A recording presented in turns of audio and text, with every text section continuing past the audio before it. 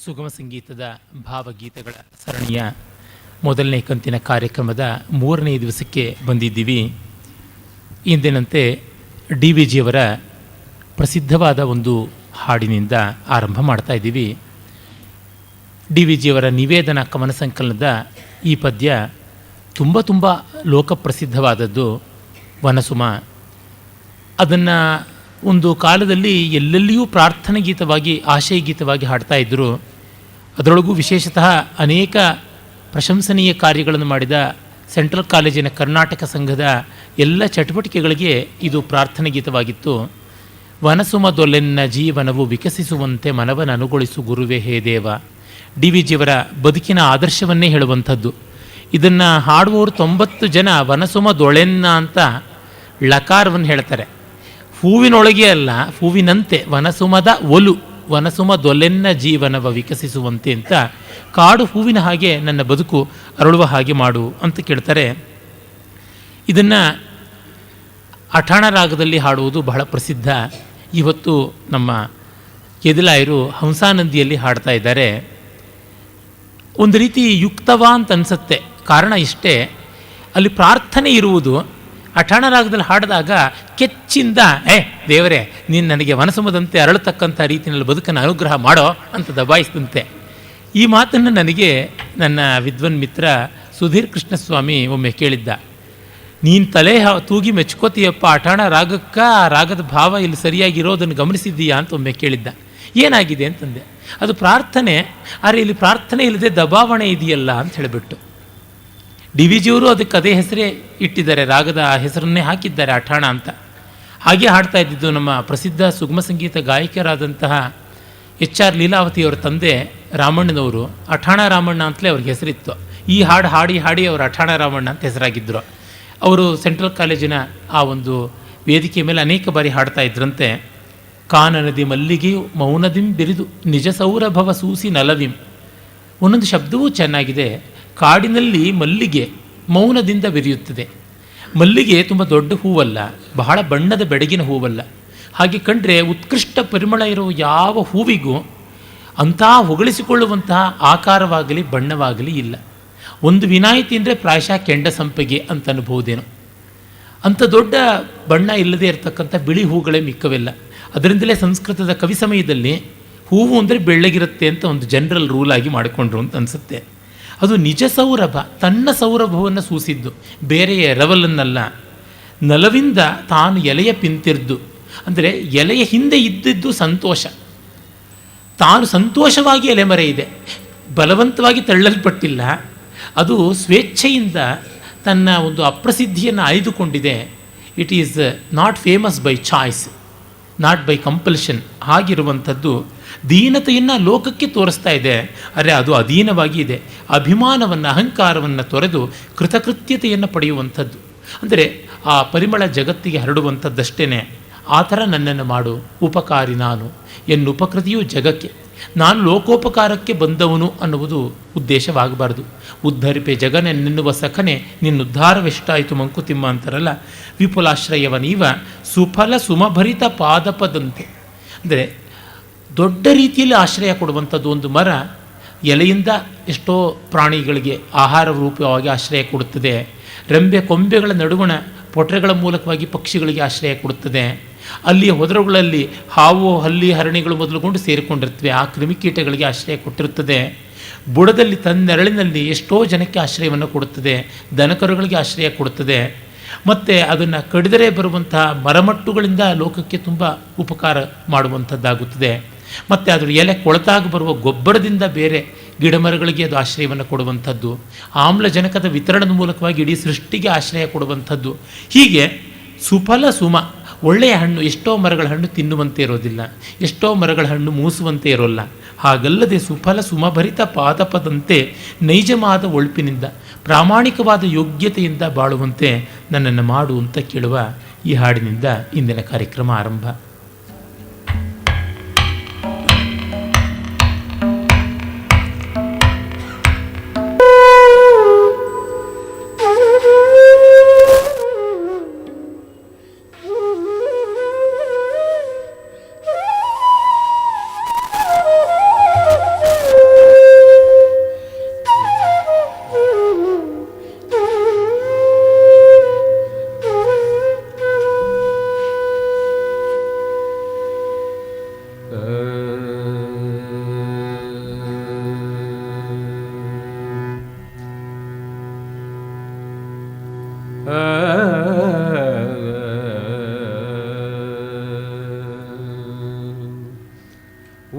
ಸುಮದೋಲ್ಯನ್ನ ಜೀವನವು ವಿಕಸಿಸುವಂತೆ ವನ ಸುಮದೋಲ್ಯನ್ನ ಜೀವನವು ವಿಕಸಿಸುವಂತೆ ಮನವನನು ಗೊಳಿಸೋ ಗುರುವೇ ಹೇ ದೇವವನ ಸುಮದೋಲ್ಯನ್ನ ಜೀವನವು ವಿಕಸಿಸುವಂತೆ ಮನವನನು ಗೊಳಿಸೋ ಗುರುವೇ ಹೇ ದೇವ.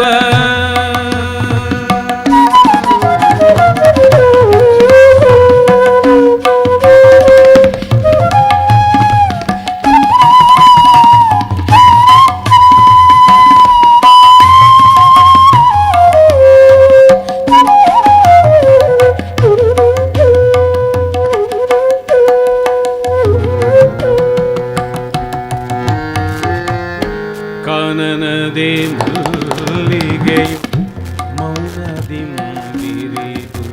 ನಿಜ ಸೌರಭವ ಸೂಸಿ ನಲವಿಂ ಕಾನನದಿ ಮಲ್ಲಿಗೆಯು ಮೌನದಿಂದಿರಿದು ನಿಜ ಸೌರಭವ ಸೂಸಿ ನಲವಿಂ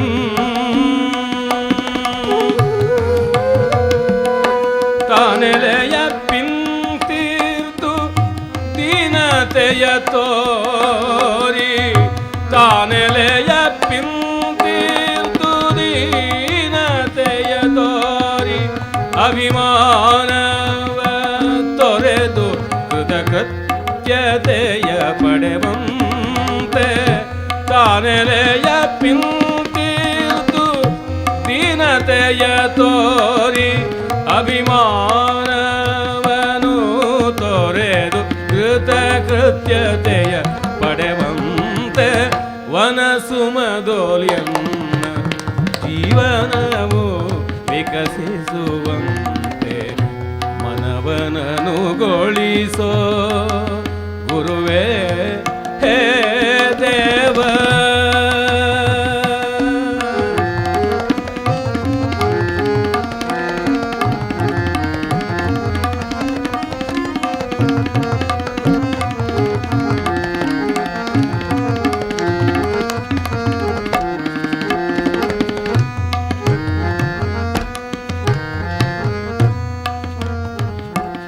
ಉಪಕಾರಿ ನಾನು ಎನ್ನು ಪ್ರಕೃತಿಯು ಜಗಕ್ಕೆಂಬ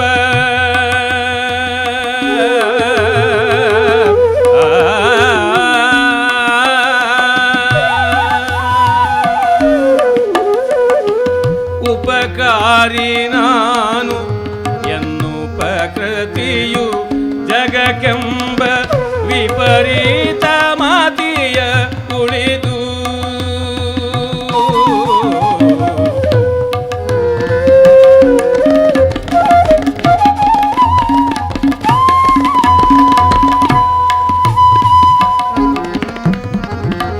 ಉಪಕಾರಿ ನಾನು ಎನ್ನು ಪ್ರಕೃತಿಯು ಜಗಕ್ಕೆಂಬ ವಿಪರೀತ ಮಾತಿಯ ನುಡಿದು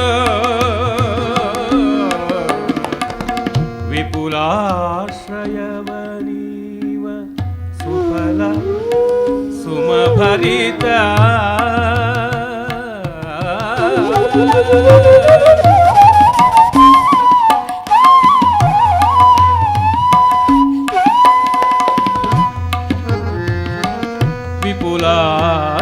ವಿಪುಲಾಶ್ರಯವನೀವ ಸುಫಲ ಸುಮಭರಿತ ಪಾದಪದಂತೆ ನೈಜಮಾಗೊಳ್ಪಿನಿಂ ಆಳ್ವವಲು ವಿಪುಲಾಶ್ರಯವನೀವ ಸುಫಲ ಸುಮಭರಿತ ಪಾದಪದಂತೆ ನೈಜಮಾಗೊಳ್ಪಿನಿಂ ಆಳ್ವವಲು ವನ ಸುಮದೋ ಎನ್ನ ಜೀವನವು ವಿಕಸಿಸುವಂತೆ ವನ ಸುಮದೊಲ್ ಎನ್ನ ಜೀವನವು ವಿಕಸಿಸುವಂತೆ ಮನವನು ಅನುಗೊಳಿಸೋ ಮನವನನುಗೊಳಿಸೋ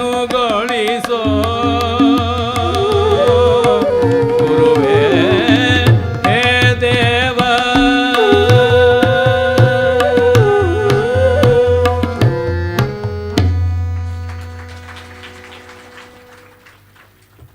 ನವೋದಯ ಕವಿಗಳಿಗೆ ಸ್ವಾತಂತ್ರ್ಯ ಸಂಗ್ರಾಮ ದೊಡ್ಡ ಸ್ಫೂರ್ತಿಯ ಸ್ಥಾನವಾಗಿತ್ತು. ಒಂದು ಮಹಾ ಆಂದೋಲನ, ಮಹಾ ಸಂಘಟನೆ ನಡೀತಾ ಇದೆ ಅನ್ನುವುದವರಾಗೆ ಅನುಭವಕ್ಕೆ ಬರ್ತಾ ಇತ್ತು. ಅವರ ಕಣ್ಣೆದುರಿಗೆ ದೊಡ್ಡ ದೊಡ್ಡ ವ್ಯಕ್ತಿಗಳ ದೊಡ್ಡ ದೊಡ್ಡ ಬದುಕುಗಳು ಸಾಗಿ ಹೋಗ್ತಾ ಇದ್ದದ್ದು ಸ್ಪಷ್ಟವಾಗಿ ಕಾಣಿಸ್ತಾ ಇತ್ತು. ಅದರ ಜೊತೆಗೆ ಕೆಲವರಿಗಾದರೂ ಸ್ವಾತಂತ್ರ್ಯದ ಬಳಿಕದ ಎಚ್ಚರ ಕೂಡ ಇತ್ತು. ಡಿ ವಿ ಜಿಯವರಿಗಿತ್ತು ಆ ರೀತಿಯಾದ ಎಚ್ಚರ, ಬೇಂದ್ರೆಯವರಿಗೂ ಕೂಡ ಅಂಥ ಒಂದು ಎಚ್ಚರ ಇತ್ತು. ಅವರು ಸ್ವಾತಂತ್ರ್ಯ ವರ್ಧಂತಿಯಲ್ಲಿ ಬರೆದಂಥ ಒಂದು ಕವಿತೆ ತುಂಬ ಚೆನ್ನಾಗಿದೆ. ಅವರು ಮತ್ತೆ ಮತ್ತೆ ಶ್ರಾವಣವನ್ನು ಉಲ್ಲೇಖ ಮಾಡ್ತಾರೆ. ಆಗಸ್ಟ್ ಶ್ರಾವಣ ಮಾಸ ಆಗ ಬರುತ್ತೆ. ಸಾಮಾನ್ಯವಾಗಿ ಆಗಸ್ಟ್ನಲ್ಲಿ, ಸೆಪ್ಟೆಂಬರ್ನ ಆಸುಪಾಸದಲ್ಲಿ ಶ್ರಾವಣ ಬಂದೇ ಇರುತ್ತೆ. ಜೂಲೈಯಿಂದ ಆಗಸ್ಟ್ ಸೆಪ್ಟೆಂಬರ್ನ ಆ 3 ತಿಂಗಳೊಳಗೆ ಯಾವಾಗಲಾದ್ರೂ ಶ್ರಾವಣ ಕಾಲಿಟ್ಟೋ ಕಾಲೆತ್ತಿಯೋ ಒಟ್ಟಲ್ಲಿ ಹಾದು ಹೋಗಿರುತ್ತದೆ. ಒಟ್ಟಿನಲ್ಲಿ ಅದು ಮಳೆಗಾಲದ ಋತು. ಬೇಂದ್ರೆಯವರಿಗೆ ಶ್ರಾವಣ ಅಂದರೆ ಬಹಳ ಇಷ್ಟ. ಅವರ ಬಗ್ಗೆ ಶ್ರಾವಣ ಪ್ರತಿಭೆ ಅಂತಲೇ ಕುರ್ತಕೋಟಿಯವರೊಂದು ಪುಸ್ತಕ ಬರೆದಿದ್ದಾರೆ. ಆಡಿಟ್ರಿ ಇಮ್ಯಾಜಿನೇಷನ್ ಅಂತ ಟಿ.ಎಸ್. ಎಲಿಯಟ್ ಕರೆಯೋದನ್ನು ಇವರು ಶ್ರಾವಣ ಪ್ರತಿಭೆ ಅಂತಂತಾರೆ. ಅಂದರೆ ಕಿವಿಯಿಂದಿಂಟಿಸುವ ಸಮಸ್ತ ರಸಮಂ ಅನ್ನುವಂತೆ ಕಿವಿಯ ಮೂಲಕ ಕಾವ್ಯ ತಂದುಕೊಡುವ ಅನುಭವ ಅಂತ ಒಂದು. ಮತ್ತು ಶ್ರಾವಣದ ಬಗ್ಗೆ ಇವರು ಬರೆದಷ್ಟು ಕವಿತೆಗಳನ್ನು ಇನ್ಯಾರೂ ಬರೆದಿಲ್ಲ. ಉತ್ತರ ಭಾರತೀಯರಿಗೆ ಶ್ರಾವಣ ಅಂದರೆ ಪರಮ ಪ್ರಿಯವಾದದ್ದು, ಸಾವನ್ ಅಂತ ಹೇಳ್ತಾರೆ. ನಮ್ಮ ದೊಡ್ಡ ಕವಿಗಳ ಪೈಕಿ ಮರಾಠಿ ಮೂಲದಿಂದ ಅಷ್ಟರಮಟ್ಟಿಗೆ ಕನ್ನಡಕ್ಕೆ ಎತ್ತರ ಇದ್ದವರು ಬೇಂದ್ರೆಯವರೇನೆ. ಹೀಗಾಗಿ ಅವರಿಗೆ ಶ್ರಾವಣ ಸಹಜವಾಗಿ ಪ್ರಿಯವಾಯಿತು. ಜೊತೆಗೆ ಬಯಲುಸೀಮೆಯವರಿಗೆ ಶ್ರಾವಣ ಇರುವಷ್ಟು ಒಂದು ಅತಿಶಯ ಪ್ರಾಶಸ್ತ್ಯ ಮಲೆನಾಡಿನವ್ರಿಗೆಲ್ಲ. ಮಲೆನಾಡವರಿಗೆ ಬೇಡ ಅಂದರೂ ಮಳೆ 3 ತಿಂಗಳು ಬಂದು ಚೆಚ್ಚಿ ಬಿಸಾಡಿ ಹೋಗುತ್ತದೆ. ಆದರೆ ಬಯಲುಸೀಮೆಯವರಿಗೆ ಮಳೆ ಬಹಳ ವಿಶೇಷವಾದಂಥದ್ದು. ಆ ಕಾರಣದಿಂದಲೂ ಅವರಿಗೆ ಶ್ರಾವಣ ತುಂಬ ಇಷ್ಟ. ಹೀಗಾಗಿ ಶ್ರಾವಣವನ್ನು ಇಟ್ಟುಕೊಂಡವರು ವಸಂತ ಹೇಗೋ ವರ್ಷಾಕಾಲ ಹಾಗೆ ಅಂತ ಮಾಡ್ತಾರೆ. ಮತ್ತು ಸ್ವಾತಂತ್ರ್ಯದ ಜೊತೆಗೆ ಶ್ರಾವಣ ಮಾಸವನ್ನು ಒಪ್ಪ ಇಟ್ಟಿದ್ದವರೊಬ್ಬರೇ ಕವಿ. ಇನ್ನೆಲ್ಲರಿಗೂ ಸ್ವಾತಂತ್ರ್ಯ ಅನ್ನೋದು ಒಂದು ಇಂಗ್ಲೀಷ್ ಕ್ಯಾಲೆಂಡರ್ನ ದಿನವಾಗಿ ಬರುತ್ತದೆ, ಆಗಸ್ಟ್ 15 ಅಂತ. ಅಲ್ಲಿ ಋತು ಹಿನ್ನೆಲೆಯಲ್ಲಿ ಬರೋಲ್ಲ. ಬೇಂದ್ರೆಯವರಿಗೆ ಋತು ಹಿನ್ನೆಲೆಯಲ್ಲಿ ಬಂದಿದೆ. ಒಬ್ಬ ಪ್ರೆಸ್ ರಿಪೋರ್ಟರ್ಗೆ ಇಂಗ್ಲೀಷ್ ಕ್ಯಾಲೆಂಡರ್ ಅಂತ ಬಂದರೆ, ಒಬ್ಬ ಕವಿಗೆ ಋತುವಿನ ಹಿನ್ನೆಲೆಯಲ್ಲೇ ಬರುತ್ತದೆ. ಈ ದೃಷ್ಟಿಯಿಂದ ನೋಡಿದ್ರೂ ಬೇಂದ್ರೆ ನಿಜವಾದ ಕವಿ ಅಂತ ಅನಿಸುತ್ತದೆ. ಕಾಲ ಉರುಳಿ ಋತುವು ಮರಳಿ ಮತ್ತೆ ಬಂತು ನಮ್ಮ ಶ್ರಾವಣ, ಹೊಲಕ್ಕೆ ಪೈರು ನೆಲಕ್ಕೆ ಹಸಿರು ಪಚ್ಚವಾಯಿತು ಸಿರಿವನ, ಬಂಧನವನ್ನು ಬಿಡಿಸಿ ಬಿತ್ತಿ ಬಾಂಧವ್ಯದ ಭಾವನ, ಜನವು ಸೃಜನಶೀಲ. ಬೇಂದ್ರೆಯವ್ರಿಗೆ ಏನು ಗೊತ್ತಿದ್ರು ವ್ಯಾಕರಣ ಗೊತ್ತಿಲ್ಲ, ಸೃಜನಶೀಲ ಇವೆಲ್ಲ ಅಲ್ಲಿಂದ ಬಂದ ಶನಿ ಸಂತಾನಗಳೇ.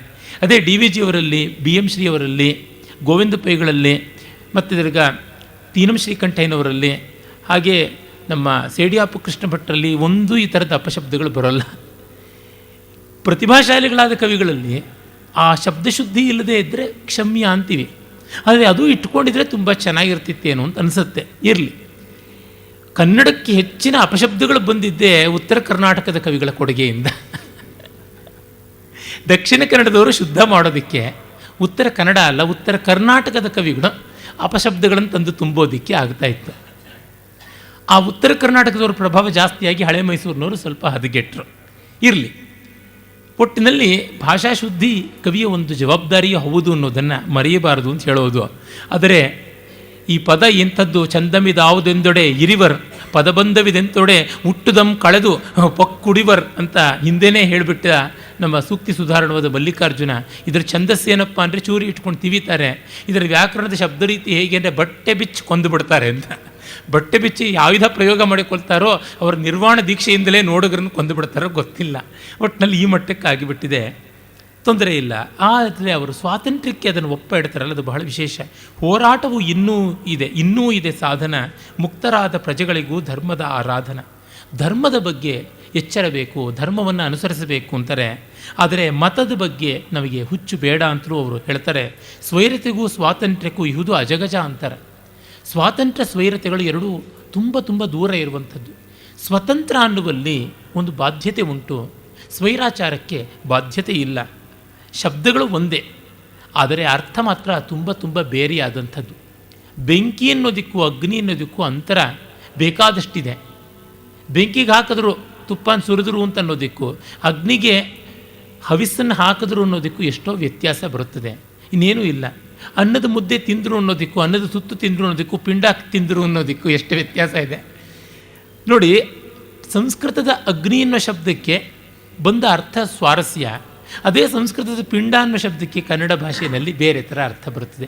ಇದು ನೋಡಿದಾಗ ನಮಗೆ ಗೊತ್ತಾಗುತ್ತದೆ.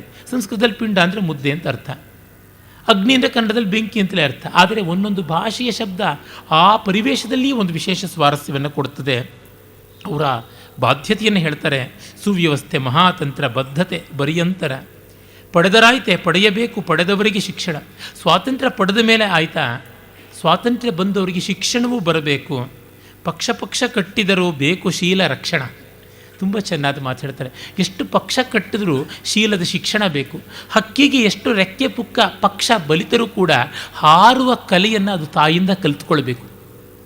ಅದಕ್ಕೆ ದೊಡ್ಡ ದೊಡ್ಡ ಮಾರುದ್ದದ ರೆಕ್ಕೆಗಳೇ ಇದ್ದರೂ ಕೂಡ ಹಾರುವ ಕಲೆಯನ್ನು ಕರೀದೇ ಇದ್ದರೆ ಮಾರುದ್ದವೂ ಅದು ಹಾರೋಕ್ಕಾಗೋದಿಲ್ಲ ಪಕ್ಷಿ. ಈ ದೃಷ್ಟಿಯಿಂದ ನೋಡಿದರೆ ಪಕ್ಷ ಕಟ್ಟಿದರೂ ಶೀಲ ಶಿಕ್ಷಣ ಬೇಕು. ಮತದ ಹೆಮ್ಮೆ ಬರಡು ಎಮ್ಮೆ. ಎಷ್ಟು ಚೆಂದ ಹೇಳ್ತಾರೆ ಬೇಂದ್ರೆಯವರು ನೋಡಿ. ಬರೀ ಮತದ ಹೆಮ್ಮೆ ಇಟ್ಕೊಂಡ್ರೆ ಏನು ಪ್ರಯೋಜನ ಇಲ್ಲ. ಇಲ್ಲಿ ಮತ ಅನ್ನೋದಕ್ಕೆ ವೋಟ್ನ ಒಂದು ಮೆಜಾರಿಟಿ ಅನ್ನುವ ಹೆಮ್ಮೆ ಅಂತಲೂ ಅರ್ಥ ಬರ್ತದೆ, ಮತ್ತು ಅಭಿಪ್ರಾಯಗಳು ಅಂತಲೂ ಅರ್ಥ ಇದೆ, ಮತ್ತು ಹಿಂದೂ, ಮುಸ್ಲಿಂ, ಕ್ರೈಸ್ತ ಇತ್ಯಾದಿ ಮತಗಳು ಕೂಡ ಬರ್ತವೆ. ಅದು ಖಂಡಿತ ಸುಫಲವಾದ ಫಲವನ್ನು ಕೊಡೋದಿಲ್ಲ. ಮನೆಯ ಸುಟ್ಟು ಮಾರ ಸುಟ್ಟು ಅಡಗಬಹುದು ಮಚ್ಚರ. ಮನೆ ಮಾರು ಸುಡುವಂಥದ್ದು ಅಂತೀವಿ, ಮನೆ ಮಾರು ಇತ್ಯಾದಿ ಪಡೆ ನುಡಿ ಶಬ್ದಗಳು. ಮಣ್ಣು ಮಸಿ ಬಟ್ಟೆ ಬರೆ ಎನ್ನುವಂತೆ. ಮತ್ತು ಧಾರವಾಡ ಶಬ್ದ ಆದ್ದರಿಂದ ಮಾರು ಮಾರ ಆಗಿದೆ. ಮನೆಯ ಸುಟ್ಟು ಮಾರ ಸುಟ್ಟು ಅಡಗಬಹುದು ಮಚ್ಚರ. ನಮ್ಮ ರೋಷ, ಕೋಪ, ತಾಪ, ಹೊಟ್ಟೆ ಕಿಚ್ಚು ಅಡಗಿಸೋದಕ್ಕೆ ಪಬ್ಲಿಕ್ ಪ್ರಾಪರ್ಟಿ ಸುಟ್ಟು ಬಿಡ್ತೀವಿ, ದೇಶವನ್ನೇ ಹಾಳು ಮಾಡ್ತೀವಿ, ಅದು ಒಂದು ಆಗಬಹುದು.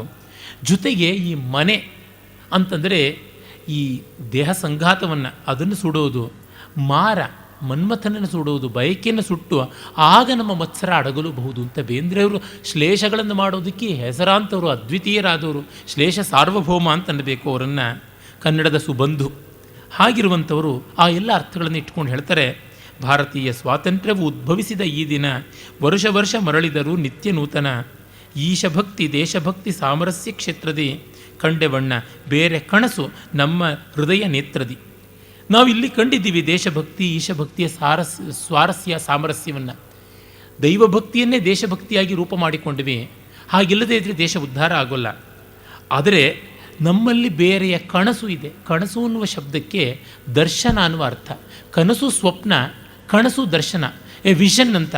ಆ ವಿಷನ್ ನಮ್ಮ ಈ ಭೌತಿಕವಾದ ಚರ್ಮಚಕ್ಷುಗೆ ಕಾಣುವುದಲ್ಲ, ಭಾವನಾತ್ಮಕವಾದ ಹೃದಯ ಚಕ್ಷುಸ್ಸಿಗೆ ಕಾಣುವಂಥದ್ದು ಅಂತ ತೋರ್ಪಡಿಸುವ ಇದನ್ನು ಮೋಹನರಾಗದ ತ್ರಿಶ್ರಗತಿಯಲ್ಲಿ ಕೇಳೋಣ.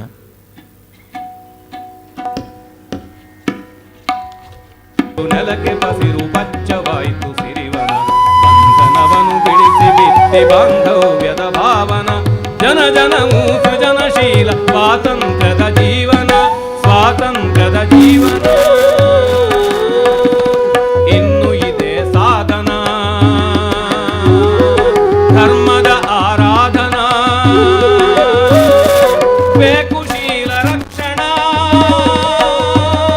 ಸ್ವಾತಂತ್ರ್ಯದ ಜೀವನ, ಸ್ವಾತಂತ್ರ್ಯದ ಜೀವನ, ಸ್ವಾತಂತ್ರ್ಯದ ಜೀವನ.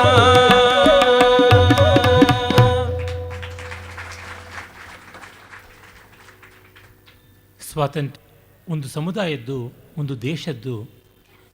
ವ್ಯಕ್ತಿಯ ಆಶೋತ್ತರಗಳು ಅಷ್ಟೇ ದೊಡ್ಡದಾಗಿ ಬೆಳೀತಾ ಇರ್ತವೆ. ಆ ಬಯಕೆಯ ಬೆಳವಣಿಗೆಯನ್ನು ಚನ್ನವೀರ ಕಣವಿಯವರು ತುಂಬ ಚೆನ್ನಾಗಿ ತಮ್ಮ ಮೊದಲ ಕವನ ಸಂಕಲನ ಆಕಾಶ ಬುಟ್ಟಿ, ಅಲ್ಲಿ ಆಕಾಶ ಬುಟ್ಟಿ ಅನ್ನೋ ಹೆಸರಿನ ಕವಿತೆಯಲ್ಲಿಯೇ ಬಹಳ ಸೊಗಸಾಗಿ ತೋರ್ಪಡಿಸ್ತಾರೆ. ಚನ್ನವೀರ ಕಣವಿಯವರು ಉತ್ತರ ಕರ್ನಾಟಕದ ಮಂದ್ರಶ್ರುತಿಯ ಗಾಯಕ. ಅವರ ಅಬ್ಬರದ ಧ್ವನಿ ಇಲ್ಲದ ಒಳ್ಳೆಯ ಕವಿತೆಗಳನ್ನು ನಿರ್ಮಾಣ ಮಾಡಿದಂಥವರು. ತುಂಬ ಸಂಸ್ಕಾರಶೀಲರಾದ ಮೃದು ಮಧುರವಾದಂಥ ವ್ಯಕ್ತಿತ್ವದವರವರು. ಅವರಲ್ಲಿ ಒಂದು ವಿಶಿಷ್ಟತೆ ಎಂದರೆ ಕನ್ನಡದ ಇನ್ಯಾವ ಕವಿಯೂ ಅಭಿವ್ಯಕ್ತಿಗೆ ಈ ಪ್ರಮಾಣದಲ್ಲಿ ಸಾನೆಟ್ ಅಂದರೆ ಅಷ್ಟಷಟ್ಪದಿ ಅಥವಾ ಚತುರ್ದಶಪದಿ ಇಲ್ಲವೇ ಸುನೀತ ಅಂತ ಏನು ಕರೀತಾರೆ ಆ ಛಂದೋ ಮಾಧ್ಯಮವನ್ನು ಬಳಸಿಕೊಂಡಿದ್ದು. ಮೊದಲು ಕನ್ನಡಕ್ಕೆ ಅದನ್ನು ತಂದುಕೊಟ್ಟಿದ್ದು ಗೋವಿಂದ ಪೈ. ನಮ್ಮಲ್ಲಿ ಅದನ್ನು ಹೆಚ್ಚು ಬಳಸಿದವರಲ್ಲಿ ಅಗ್ರಗಣ್ಯರು ಮಾಸ್ತಿ, ಆಮೇಲೆ ಕುವೆಂಪು. ಉತ್ತರ ಕರ್ನಾಟಕದಲ್ಲಿ ಬೇಂದ್ರೆಯವರು ಮಾಡಿದ್ರು. ಅದರಿಂದ ದೀಕ್ಷೆ ತಗೊಂಡ ಚನ್ನವೀರ ಕಣವಿಯವರು ಅದನ್ನು ತಮ್ಮ ಅಭಿವ್ಯಕ್ತಿಯ ಪ್ರಧಾನ ಮಾಧ್ಯಮವಾಗಿ ಮಾಡಿಕೊಂಡ್ರು. ಈಚಿನ ಕಾಲದಲ್ಲಿ ಹೆಚ್ಚು ಆ ಕಡೆಗೆ ಸಾಹಿತ್ಯ ರಚನೆಯನ್ನು ಮಾಡಿದಂಥವರು ಸಿ.ಪಿ. ಕೃಷ್ಣಕುಮಾರ್ ಮತ್ತು ನಮ್ಮ ಬೆಂಗಳೂರಿನವರೇ ಆದಂಥ ಎಚ್.ಎಸ್. ವೆಂಕಟೇಶ ಮೂರ್ತಿಯವರು. ಎಚ್.ಎಸ್. ವೆಂಕಟೇಶ ಮೂರ್ತಿಯವರು ಈಚೆಗೆ ಸಾನೆಟ್ಗಳದೇ ಒಂದು ಸಂಗ್ರಹವನ್ನು ಬೇರೆ ಬೇರೆ ಕವಿಗಳದ್ದು ಕೂಡ ಅಕಾಡೆಮಿಯಿಂದ ತಂದರು. ಈ ಸಾನೆಟ್ನ ಒಂದು ಆಮದು ರೂಪ ಯಾವುದಿದೆ ಪಾಶ್ಚಾತ್ಯರದು, ಅದನ್ನು ತೆಲುಗಿನಲ್ಲಿ ನಾವು ನೋಡಲ್ಲ, ತಮಿಳಿನಲ್ಲಿ ಅಷ್ಟಾಗಿ ಕಾಣೋಲ್ಲ, ಹಿಂದಿಯಲ್ಲಿ, ಮರಾಠಿನಲ್ಲಿ, ಬಂಗಾಳಿಯಲ್ಲೂ ನಾವು ನೋಡ್ತೀವಿ. ತೆಲುಗರಿಗೆ ಸೀಸಪದ್ಯ ಇದ್ದಿದ್ದರಿಂದ ಬೇಕೇ ಆಗಲಿಲ್ಲ. ವಸ್ತುತಃ ನೋಡಿದ್ರೆ ಸೀಸಪದ್ಯ ಸಾನೆಟ್ಗಿಂತ ಕೋಟಿ ಪಾಲು ಚೆನ್ನಾಗಿದೆ, ಬಂಧ ದೃಷ್ಟಿಯಿಂದ, ಬಿಗಿ ದೃಷ್ಟಿಯಿಂದ ಎಲ್ಲ. ನಮಗೆ ಯಾವತ್ತೂ ಎರವಲು ಬಹಳ ಚೆನ್ನಾಗಿ ಕಾಣಿಸುತ್ತೆ. ಬೇರೆಯವರ ಎಲೆಯಲ್ಲಿರುವ ಆಹಾರ ನಮ್ಮ ಎಲೆಗಿಂತ ರುಚಿಯಾಗಿ ತೋರುತ್ತದೆ. ವೈವಿಧ್ಯ ಅಂತ ತಂದುಕೊಂಡಿದ್ದಾದರೂ ಗತಿ ವೈವಿಧ್ಯ ಏನೂ ಇಲ್ಲ, ಸರಳರಗಳೇ ಅಷ್ಟೇ, ಇನ್ನೇನೂ ಇಲ್ಲ. ಆದರೂ ಒಂದು ವಸ್ತು ಅಂತ ಬಂತು. ಒಂದು ಆಶ್ಚರ್ಯ ಏನಂದರೆ, ಇಂಗ್ಲೀಷ್ ಗೀತೆಗಳನ್ನು ತಂದುಕೊಟ್ಟಂಥ BM ಶ್ರೀ ಅವರು ಸಾನೆಟ್ಟನ್ನು ಕನ್ನಡಕ್ಕೆ ಕೊಡಲಿಲ್ಲ. ಅವರು ಮಿಲ್ಟನ್ನನ್ನು ಅನುವಾದ ಮಾಡಿದರೆ ಬರ್ತಾಯಿತ್ತು, ಅವರಿಗೆ ಮಿಲ್ಟನ್ನಷ್ಟು ಪ್ರಿಯನಾದ ಕವಿಯಲ್ಲ, ಹಾಗಾಗಿ ಬರಲಿಲ್ಲ. ಶೇಕ್ಸ್ಪಿಯರ್ನಿಂದಲೂ ಯಾತಕ್ಕೂ ತರಲಿಲ್ಲ. ಇರಲಿ, ಚನ್ನವೀರ ಕಣವಿಯರ ಸಾನೆಟ್ ಅಲ್ಲದ ಒಂದು ಕವಿತೆಯನ್ನು ಈಗ ಕೇಳೋಣ. ಭಾಳ ಸೊಗಸಾಗಿ ಆಶೋತ್ತರಗಳಿಗೆ ಆಕಾಶ ಬುಟ್ಟಿಯ ಕಲ್ಪನೆ ಕೊಡ್ತಾರೆ. ನಮಗೆ ಗೊತ್ತಿರುವಂತೆ ದೀಪಾವಳಿಯ ಸಂದರ್ಭದಲ್ಲಿ ಇಡೀ ಕಾರ್ತಿಕ ಮಾಸ, ವಿಶೇಷತಃ ಉತ್ತರ ಕರ್ನಾಟಕದಲ್ಲಿ, ಉತ್ತರ ಭಾರತದಲ್ಲಿ ಬಣ್ಣ ಬಣ್ಣದ ಕಾಗದಗಳ ಕವಚದ ನಡುವೆ ಒಂದು ಹಣತೆಯನ್ನು ತೇಲಿಬಿಡುವಂಥದ್ದು ರೂಢಿ. ಅದು ಇಂದು ಬೆಳವಣಿಗೆ ತುಂಬ ಚೆನ್ನಾಗಿ ಆಗಿದೆ. ಅದನ್ನು ಇಟ್ಕೊಂಡು ಹೇಳ್ತಾರೆ, ಹೊಗೆ ತುಂಬಿ ನಗೆ ತುಂಬಿ ಬಣ್ಣ ಬಣ್ಣದ ನವಿರು ಕಾಗದದ ಬುಟ್ಟಿಯಲ್ಲಿ ಜೀವ ತುಂಬಿ ದೂರ ಹಾರುವುದೆಂಬ ಭರವಸೆಯೇ ನಂಬಿ ನಮ್ಮ ಹಿರಿಯಾಸೆಗಳ ಉರಿವ ಕಕ್ಕಡವಿಟ್ಟು ಉತ್ಸಾಹ ಸಾಹಸಕ್ಕೆ ರೂಪುಗೊಟ್ಟು ಮೇಲುನಾಡಿಗೆ ತೇಲಿ ಬಿಟ್ಟೆವಿದು ಚೈತನ್ಯದ ಆಕಾಶ ಬುಟ್ಟಿ. ಅದರೊಳಗೆ ಹೊಗೆ ಇದೆ, ನಗೆ ಇದೆ, ಬೆಳಕಿದೆ, ಹೊಯ್ದಾಟ ಇದೆ, ಎಣ್ಣೆ ಇದೆ, ಬತ್ತಿ ಇದೆ, ಎಲ್ಲ ಇದೆ. ಅಂದರೆ ನಮ್ಮ ಬದುಕಿನಲ್ಲೂ ಅದೇ ತರಹ, ಆಸೆಗಳಲ್ಲೂ ಅದೇ ಥರ ಉಂಟು.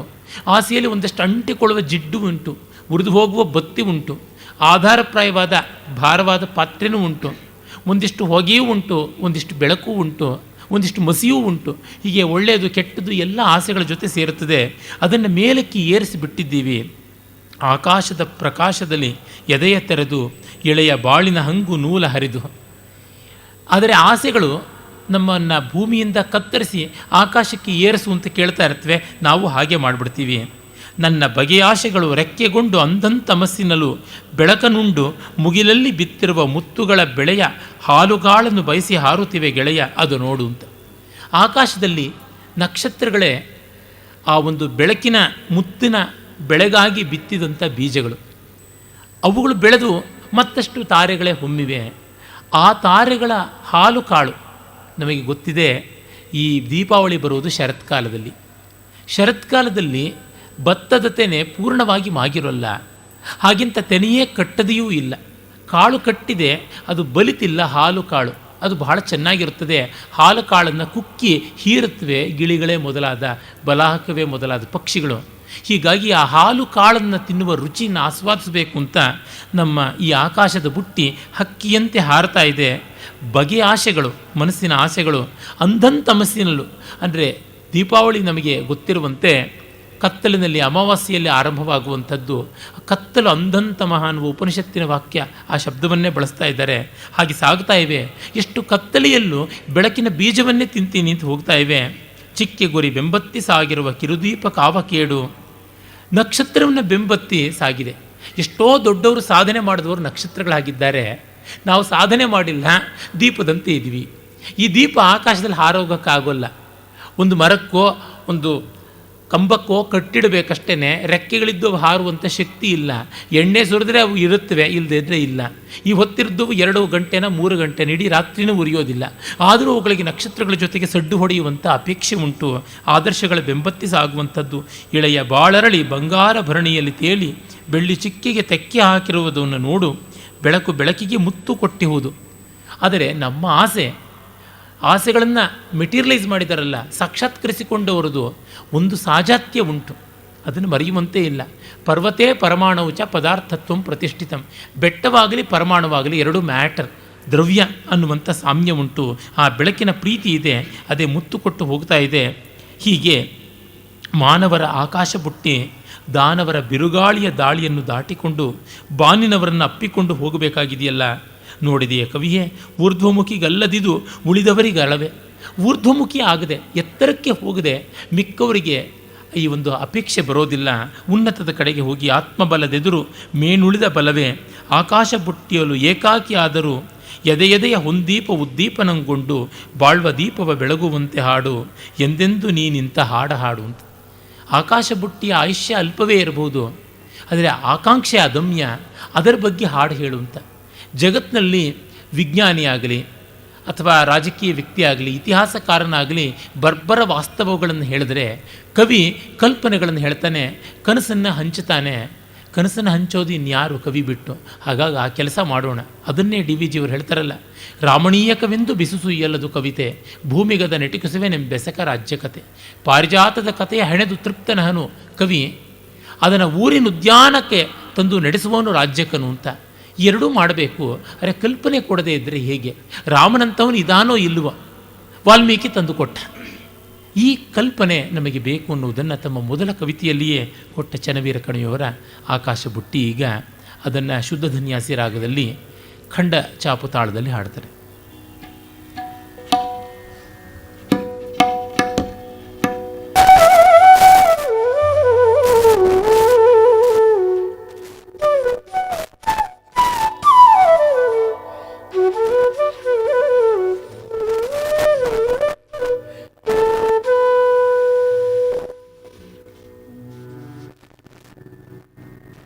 ಹೊಗೆ ತುಂಬಿ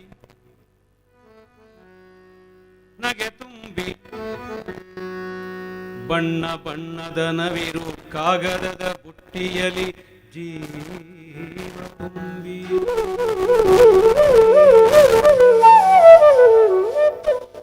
ಹೊಗೆ ತುಂಬಿ ನಗೆ ತುಂಬಿ ಹೊಗೆ ತುಂಬಿ ನಗೆ ತುಂಬಿ ಬಣ್ಣ ಬಣ್ಣದ ನವಿರು ಕಾಗದದ ಬುಟ್ಟಿಯಲಿ ಜೀವ ತುಂಬಿ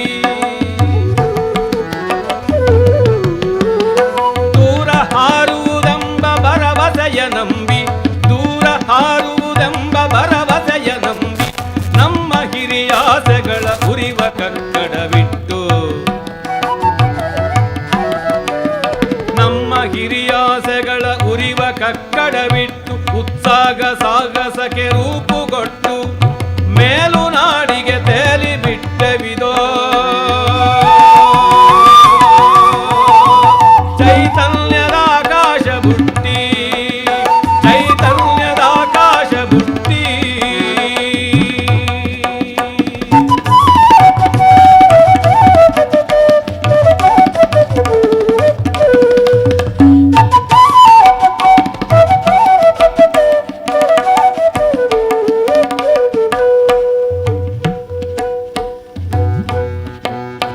ಆಕಾಶದ ಪ್ರಕಾಶದಲ್ಲಿ ಎದೆಯ ತೆರೆದು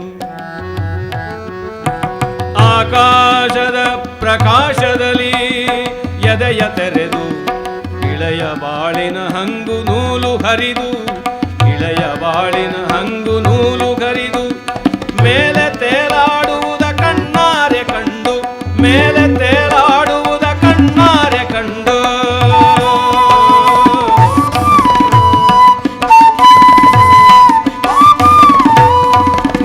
ಬಗೆಯಾಶೆಗಳು ರೆಕ್ಕೆಗೊಂಡು ನನ್ನ ಬಗೆಯಾಶೆಗಳು ರೆಕ್ಕೆಗೊಂಡು ಅಂಧ ತಮಸ್ಸಿನಲು ಬೆಳಕನುಂಡು ಅಂಧಂ ತಮಸ್ಸಿನಲು ಬೆಳಕನುಂಡು ಮುಗಿಲಲ್ಲಿ ಬಿತ್ತಿರುವ ಮುತ್ತುಗಳ ಬೆಳೆಯ ಹಾಲುಗಾಳನು ಬಯಸಿ ಹಾರುತ್ತಿವೆ ಗೆಳೆಯ ಮುಗಿಲಲ್ಲಿ ಬಿತ್ತಿರುವ ಮುತ್ತುಗಳ ಬೆಳೆಯ ಹಾಲುಗಾಳನು ಬಯಸಿ ಹಾರುತ್ತಿವೆ ಗೆಳೆಯ ಅದು ನೋಡು ನೋಡು ಅದು ನೋಡು ನೋಡು ಚೈತನ್ಯದ ಆಕಾಶ ಬುಟ್ಟಿ ಚೈತನ್ಯದ ಆಕಾಶ ಬುಟ್ಟಿ ಓ ಚೈತನ್ಯದ ಆಕಾಶ ಬುಟ್ಟಿ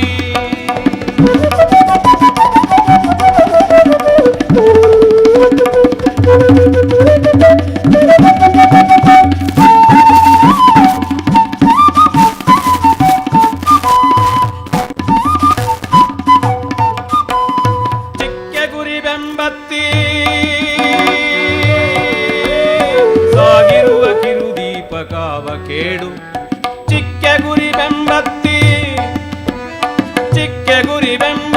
ಸಾಗಿರುವ ಕಿರಿಗೂಪ ಕಾವ ಕೇಡು ಇಳೆಯ ಬಾಳರಳಿ ಬಂಗಾರ ಭರಣಿಯಲಿ ತೇರಿ ಇಳೆಯ ಬಾಳರಳಿ ಬಂಗಾರ ಭರಣಿಯಲಿ ತೇರಿ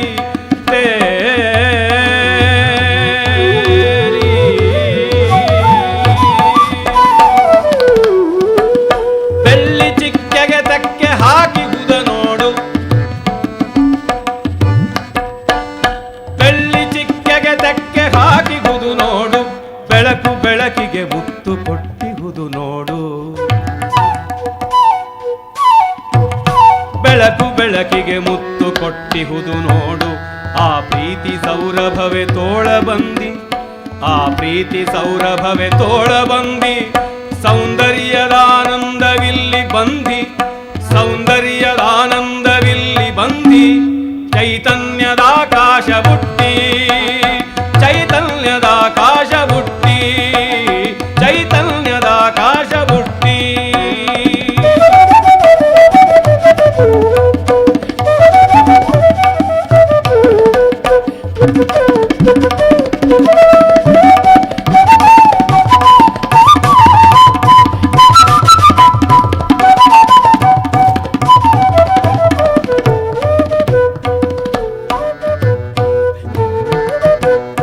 ದೀನಮಾನವ ರಚಿತ ಆಕಾಶ ಬುಟ್ಟಿ ದೀನಮಾನವ ರಚಿತ ಆಕಾಶ ಬುಟ್ಟಿ ದಾನವರ ಬಿರುಗಾಳಿ ದಾಳಿಯನು ಮೆಟ್ಟಿ ದಾನವರ ಬಿರುಗಾಳಿ ದಾಳಿಯನು ಮೆಟ್ಟಿ ಬಾನವರ ನಪ್ಪಿ ಒಂದಾಗಿದೆ ನೋಡಿ ಬಾನವರ ನಪ್ಪಿ ಒಂದಾಗಿವುದು ನೋಡು ನೋಡಿದೆಯ ಕವಿಯೇ ನೋಡು ನೋಡು ಬಾನವರ ನಪ್ಪಿ ಒಂದಾಗಿಗುದ ನೋಡು ನೋಡಿದೆಯ ಕವಿಯೇ ಊರ್ಧ್ವಮುಖಿಗಲ್ಲದಿದು ಉಳಿದವರಿಗಳವೇ ಊರ್ಧ್ವಮುಖಿಗಲ್ಲದಿದು ಉಳಿದವರಿಗಳವೇ ಆತ್ಮಬಲದೆದುರು ಮೇಣುಳಿದ ಬಲವೇ ಆತ್ಮಬಲದೆದುರು ಮೇಣುಳಿದ ಬಲವೇ ಆಕಾಶ ಬುಟ್ಟಿಯೊಲು ಏಕಾಕಿಯಾದರು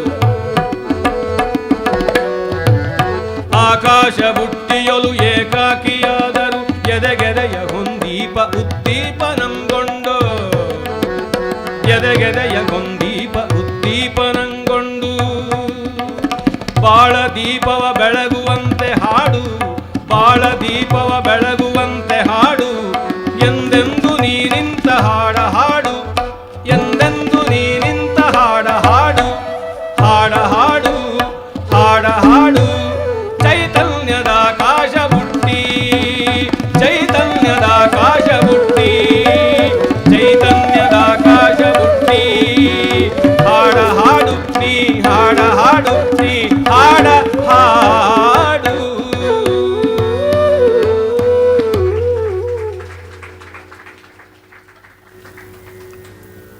ಮನುಷ್ಯನ ಆಶೋತ್ತರಗಳು ಮುಗಿಲೆತ್ತರಕ್ಕೆ ಬೆಳೆಯಬೇಕು, ಹೊಸ ಹಸಿವನ್ನು ಉಂಟು ಮಾಡಬೇಕು ಅನ್ನುವ ಒಂದು ಭಾವನೆಯ ಕವಿತೆ ನೋಡಿದ್ವಿ. ಮತ್ತು ನಾವು ಇದನ್ನು ಸ್ಫೂರ್ತಿವತ್ತಾಗಿ ದೇಶಭಕ್ತಿಯ ಆಯಾಮದಲ್ಲಿ ಕೂಡ ಕಾಣಿಸಬಹುದು. ಅಂಥ ಒಂದು ಪ್ರಕಲ್ಪವನ್ನು ನಮ್ಮ ಸೇಡಿಯಾಪು ಕೃಷ್ಣ ಭಟ್ಟರ ಒಂದು ಕವಿತೆಯಲ್ಲಿ ನೋಡ್ತೀವಿ. ಸಾಮಾನ್ಯವಾಗಿ ಒಂದು ವಿಶೇಷ ಏನೆಂದರೆ, ನವೋದಯ ಕವಿಗಳೆಲ್ಲರೂ ಕೂಡ ಭಾರತ ದೇಶದ ಬಗೆಗಿನ ರಾಷ್ಟ್ರಭಕ್ತಿಯ ಕವಿತೆಗಳನ್ನು ರಚನೆ ಮಾಡಿದ್ದಾರೆ. ಆದರೆ ನವ್ಯರು, ನವ್ಯೋತ್ತರರು, ಬಂಡಾಯ ಮೊದಲಾದಂಥದ್ದು ಈ ಪ್ರಕಾರದಲ್ಲಿ ನಾವು ರಾಷ್ಟ್ರಭಕ್ತಿಯ ಹಾಡುಗಳನ್ನು ನೋಡಲ್ಲ. ನವೋದಯದವರಿಗೆ ರಾಜ್ಯಭಕ್ತಿ, ಪ್ರಾಂತಭಕ್ತಿ, ರಾಷ್ಟ್ರಭಕ್ತಿ ಎಲ್ಲ ಬೇರೆ ಬೇರೆ ಅಂತಿರಲಿಲ್ಲ. ಉದಾಹರಣೆ ಗೋವಿಂದ ಪೈಗಳನ್ನು ನೋಡಿ, ಅವರು ಭಾರತ ದೇಶದ ಬಗ್ಗೆ ಭಾರತ ಭಾಗ್ಯವಿದಾತ ಅಂತ ಬರೆದಿದ್ದಾರೆ. ಮತ್ತು ಪ್ರಸಿದ್ಧವಾದ ಇಕ್ಬಾಲ್ ಖಾನ್ರ ಯಾವ ಒಂದು ಸಾರೆ ಜಹಾಂ ಸೆ ಅಚ್ಚಾ ಹಿಂದೂಸ್ತಾನ್ ಹಮಾರ ಅನ್ನುವಂಥದ್ದನ್ನು ಉರ್ದೂನಿಂದ ನೇರವಾಗಿ ಇಂಗ್ಲೀಷ್ಗೆ ಅನುವಾದ ಮಾಡಿದ್ದಾರೆ, ಕನ್ನಡಕ್ಕೂ ಅನುವಾದ ಮಾಡಿದ್ದಾರೆ. ಹಿಂದೂಸ್ತಾನ್ ಹಮಾರ ಅಂತಲೇ ಗಿಳಿವಿಂಡು ಕವಿತೆ ಸಂಗ್ರಹದಲ್ಲಿ ನಾವು ನೋಡ್ತೀವಿ. ಆಮೇಲೆ ಅವರು ತಾಯಬಾರ ಮೊಗವತೋರ ಅಂತ ಕಳೆದ ಬಾರಿ ನಾವು ಇದನ್ನು ಹಾಡಿಸಿದ್ವಿ. ಆ ಒಂದು ಕನ್ನಡ ನಾಡಿನ ಒಂದು ಹೆಮ್ಮೆಯನ್ನು ಹೇಳುವಂಥ ಕವಿತೆಯನ್ನು ಬರೆದರು. ಜೊತೆಗೆ ಜಯ ಜಯ ತವಳವ ತಾಯಿ ಅಂತ ತಾವು ತುಳುನಾಡಿಗೆ ಸೇರಿದವರಾಗಿ ತುಳುನಾಡಿನ ಮೇಲೆ ಕೂಡ ಹಾಡು ಬರೆದಿದ್ದಾರೆ.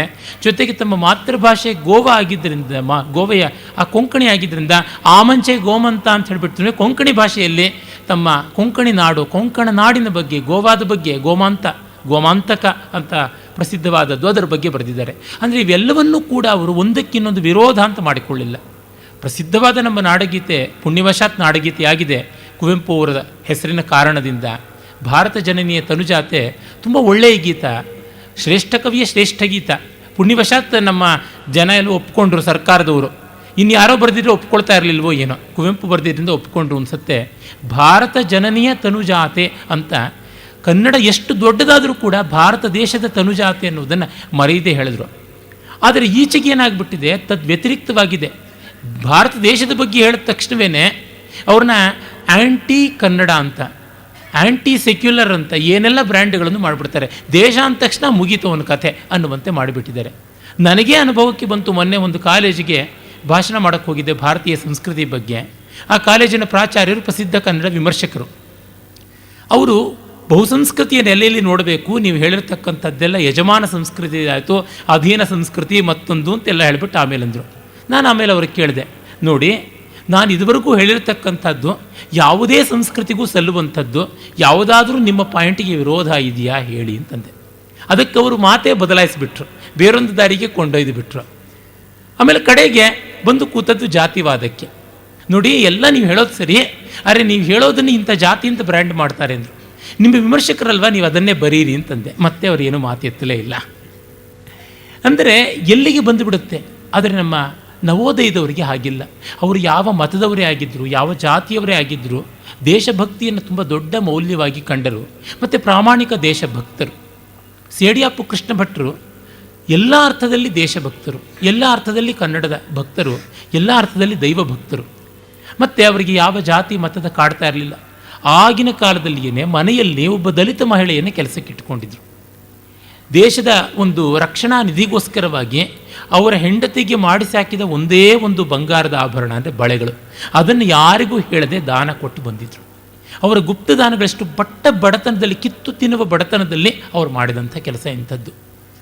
ಮತ್ತು ಅವರಿಗೆ ಸಂಕುಚಿತ ಪ್ರಜ್ಞೆ ಇರಲಿಲ್ಲ. ಅವರ ಮಗಳ ಮಗ ಅಮೇರಿಕಕ್ಕೆ ಹೋಗಿ ಎಂಜಿನಿಯರ್ ಆದವರು, ಅಮೇರಿಕನ್ ಒಬ್ಬಾಕೆಯನ್ನು ಬಿಳಿ ಹುಡುಗಿಯನ್ನು ಮದುವೆ ಮಾಡಿಕೊಳ್ಳುವಾಗ ಅವರ ಮಗಳು ಸೊಸೆ ಎಲ್ಲ ಹೇಳಿದ್ರು, ಸ್ವಲ್ಪ ಬುದ್ಧಿ ಹೇಳಿ ಅವನಿಗೆ ಅಂತ. ಇಲ್ಲ, ನೀವು ಇಂಗ್ಲೀಷ್ ಶಾಲೆಗೆ ಹಾಕಿದರೆ ಇಂಗ್ಲೀಷ್ ಮಾತುಗಳನ್ನು ಆಡಿದಾಗ ಸಂತೋಷಪಟ್ರಿ, ಎಂಜಿನಿಯರಿಂಗ್ ಓದಿದಾಗ ತುಂಬ ಹರ್ಷಪಟ್ರಿ, ಅಮೇರಿಕಾಗೆ ಹೋದಾಗ ಕೈವಲ್ಯ ಕಂಡಂತೆ ಹೆಮ್ಮೆ ಪಟ್ರಿ. ಆ ದಾರಿಯಲ್ಲೇ ಒಂದು ಹಂತ ಮುಂದೆ ಹೋಗಿದ್ದಾನೆ ಮಗ. ಆ ಸೊಸೆಗೆ ಆಶೀರ್ವಾದ ಮಾಡದಿದ್ರೆ ಮಗನನ್ನು ಕಳ್ಕೊತೀರಿ, ಬಾಯಿ ಮುಚ್ಕೊಂಡು ಆಶೀರ್ವಾದ ಮಾಡಿ ಅಂತಂದರು. ಸೇಡಿ ಆಪು ಅಂಥವ್ರು ಎಷ್ಟು ಜನ. ನುಡಿದಂತೆ ನಡೆದವರಲ್ಲ, ನಡೆದಂತೆ ನುಡಿದವರು, ಅಷ್ಟು ದೊಡ್ಡವರು ಅವರು. ಹಾಗಾಗಿ ಅವರು ದೇಶಭಕ್ತಿಯ ಬಗ್ಗೆ ಬರೆದಂಥ ಹಾಡನ್ನು ನಾವು ಅವರ ಬದುಕಿನ ಹಿನ್ನೆಲೆಯಲ್ಲಿ ನೋಡಬೇಕಾಗುತ್ತದೆ. ಈ ಒಂದು ಕವಿತೆಗಳನ್ನು ಆಯಬೇಕಾದರೆ ಪಾಪ ಕೆದಲಾಯರು ಎಷ್ಟೋ ಕಷ್ಟಪಟ್ಟು ಆಯ್ದುಕೊಂಡು ಬಂದಿದ್ದನ್ನು ನಾನಿಲ್ಲಿ ಸೆನ್ಸಾರ್ ಮಾಡೋಕ್ಕೆ ಶುರು ಮಾಡಿದೆ. ಕಾರಣ ದೊಡ್ಡ ಕವಿಯೂ ಆಗಿರಬೇಕು, ದೊಡ್ಡ ಕೃತಿಯೂ ಆಗಿರಬೇಕು ಅಂತ ನೋಡೋಕ್ಕೆ ಶುರು ಮಾಡಿದೆ. ಯಾಕೆಂದರೆ ನವೋದಯದವರಲ್ಲಿ ಇದ್ದ ಆ ದೊಡ್ಡ ಜೀವನ ದೃಷ್ಟಿ ನವ್ಯದವರಲ್ಲಿ ಬರಲೇ ಇಲ್ಲ. ನವ್ಯೋತ್ತರ ಬಂಡಾಯಗಳಲ್ಲಿ ಇಲ್ಲವೇ ಇಲ್ಲ ಅಂತ ಅನ್ಬೇಕು. ಸಂಕಟ ಇದೆ, ಸಂಕಟ ಯಾರಿಗಿಲ್ಲ, ಪ್ರತಿಯೊಬ್ಬನಿಗೂ ಇರುತ್ತೆ ಸಂಕಟ. ಚರಂಡಿಯಲ್ಲಿ ಹೊರಳಾಡ್ತಾ ಇರ್ತಕ್ಕಂಥ ಹುಳುವಿನಿಂದ ಮೊದಲುಗೊಂಡು ದೇವೇಂದ್ರನವರೆಗೆ ಸಂಕಟ ಇರುತ್ತೆ. ಸಂಕಟ ಎಲ್ಲ ಕವಿತೆ ಆಗೋಗಿದ್ದಿದ್ರೆ ಸಂಕಟ ಬಂದಾಗ ವೆಂಕಟರಮಣ ಅಂತ ಗೋಳಾಡುವ ಎಲ್ಲರೂ ಮಹಾಕಾವ್ಯಗಳನ್ನೇ ಬರೆದಿರೋರು. ಸಂಕಟವನ್ನು ಜೀವನದ ಉತ್ಕರ್ಷದ ಮೂಲಕವಾಗಿ ಭಾವ ತೀವ್ರತೆಯಿಂದಾಗಿ ಕಾವ್ಯ ಮಾಡಬೇಕು. ಆ ಜಯಭಾರತ ಪುತ್ರದಲ್ಲಿ ಹಾಗೆ ಮಾಡ್ತಾರೆ. ಅವರು ಎಷ್ಟು ನವ್ಯವಾದ ಒಂದು ಹೋಲಿಕೆಗಳನ್ನು ಕೊಡಬಹುದು, ಅದಕ್ಕೆ ಸಾಧ್ಯತೆ ಇದೆ ಅಂದರೆ ಮೆಟ್ಲರ್ಜಿಯಿಂದ ತಗೊಳ್ತಾರೆ.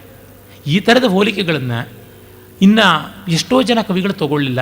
ಒಬ್ಬ ಕುವೆಂಪು ಅವರಿಗೆ ಸಾಧ್ಯ ಉಂಟು, ಅಡಿಗರಿಗೆ ಸಾಧ್ಯ ಉಂಟು, ಮತ್ತು ಬೇರೆ ಹಲವು ಕವಿಗಳಿಗೆ ಸಾಧ್ಯ ಇಲ್ಲ.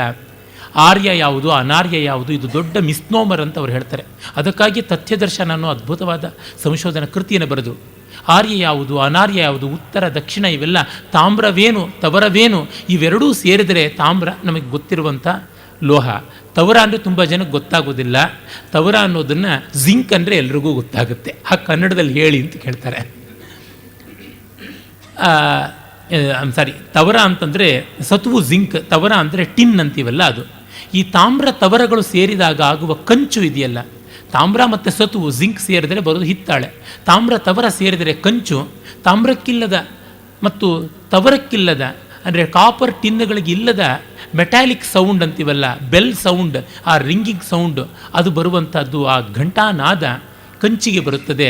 ಹಾಗೆ ದಕ್ಷಿಣ ಉತ್ತರ ಎಲ್ಲ ಸೇರಿದಾಗ ಭಾರತಕ್ಕೆ ಬರುವಂಥ ಆ ಕಾಂಸ್ಯನಾದ ಇದೆಯಲ್ಲ ಅದು ದೊಡ್ಡದು, ಅದು ಏಕತೆಯ ಓಂಕಾರವನ್ನು ಪ್ರಣವವನ್ನು ಮೀಟುತ್ತದೆ ಅನ್ನುವ ಭಾವ ಇರುವಂಥ ಜಯಭಾರತ ಪುತ್ರ. ಇದನ್ನು ಅವರು ದೇಶಭಕ್ತಿಯ ಕಾರಣವಾಗಿ ಹೊರಗಿನವರು ಆಕ್ರಮಣ ಮಾಡುವಾಗ ಬರೆದಂಥದ್ದು. ಇಂಡೋ ಪಾಕಿಸ್ತಾನ್ ವಾರ್ ಸಂದರ್ಭದಲ್ಲಿ ಮತ್ತು ಇಂಡೋ ಚೈನಾ ವಾರ್ ಸಂದರ್ಭದಲ್ಲಿ 2 ಹಾಡುಗಳನ್ನು ಬರೆದರು. ಒಂದು ಎಣ್ಣೆ ಹೊಯ್ಯಮ್ಮ ದೀಪಕ್ಕೆ, ಮತ್ತೊಂದು ಜಯಭಾರತ ಪುತ್ರ. ಇದನ್ನು ಕೇಳಿ ಖಮಾಜ್ ರಾಗದಲ್ಲಿದೆ.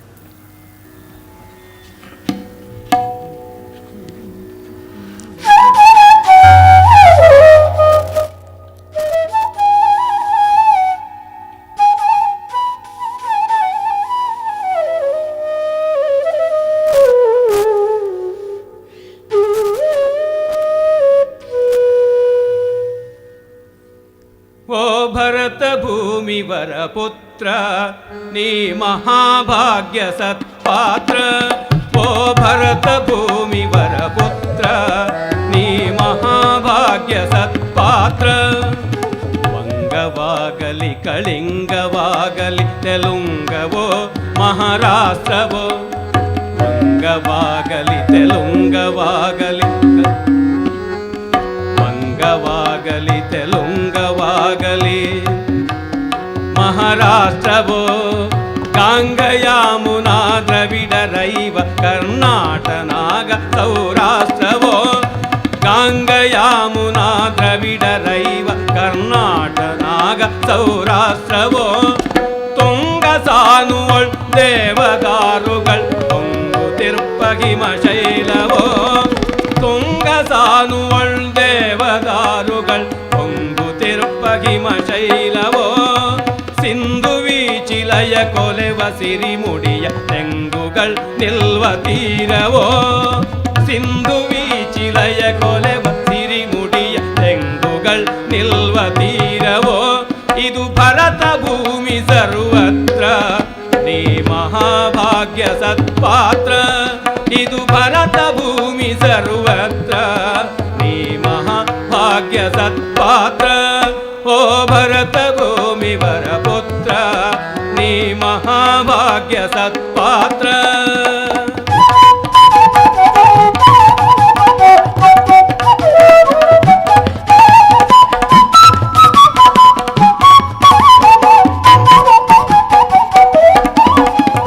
ಮಳೆಯ ಬಿಲ್ಲಿನಲ್ಲಿ ಹಲವು ಬಣ್ಣಗಳು ನೆರೆದಿಹಂತೆ ಶ್ರೀ ಭಾರತಿ. ಮಳೆಯ ಬಿಲ್ಲಿನಲ್ಲಿ ಹಲವು ಬಣ್ಣಗಳು ನೆರೆದಿಹಂತೆ ಶ್ರೀ ಭಾರತಿ. ಭಾರತೀಯ ಭಾಷೆಗಳ ಕಾಂತಿಯಲ್ಲಿ ತೋರುತಿಗಳು ನಿಜ ಮೂರುತಿ. ಭಾರತೀಯ ಭಾಷೆಗಳ ಕಾಂತಿಯಲ್ಲಿ ತೋರುತಿಗಳು ನಿಜ ಮೂರುತಿ. ಕಾಮಧೇನುವಿನ ಕೆಚ್ಚಲೆಲ್ಲ ನಿನಗಾಗಿರಲ್ಕೆ ಮೊಲೆಯೊಂದನೆ, ಬಾಯೊಳಿಟ್ಟು ತಣಿಯುವುದೆ ನಾಲ್ಮೊಲೆಯ ಹಾಲನುಂಡು ಕುಣಿಕಂದನೆ. ಕಾಮಧೇನುವಿನ ಕೆಚ್ಚಲೆಲ್ಲ ನಿನಗಾಗಿರಲ್ಕೆ ಮೊಲೆಯೊಂದನೆ, ಬಾಯೊಳಿಟ್ಟು ತಣಿಯುವುದೆ ನಾಲ್ಮೊಲೆಯ ಹಾಲನುಂಡು ಕುಣಿಕಂದನೆ. ಈ ಸಕಲ ಭಾಷೆ ಸುಪವಿತ್ರ ನೀ ಮಹಾಭಾಗ್ಯ ಸತ್ಪಾತ್ರ.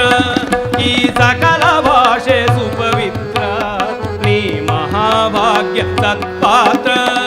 ಓ ಭರತ ಭೂಮಿ ವರ ಪುತ್ರ ನೀ ಮಹಾಭಾಗ್ಯ ಸತ್ಪಾತ್ರ.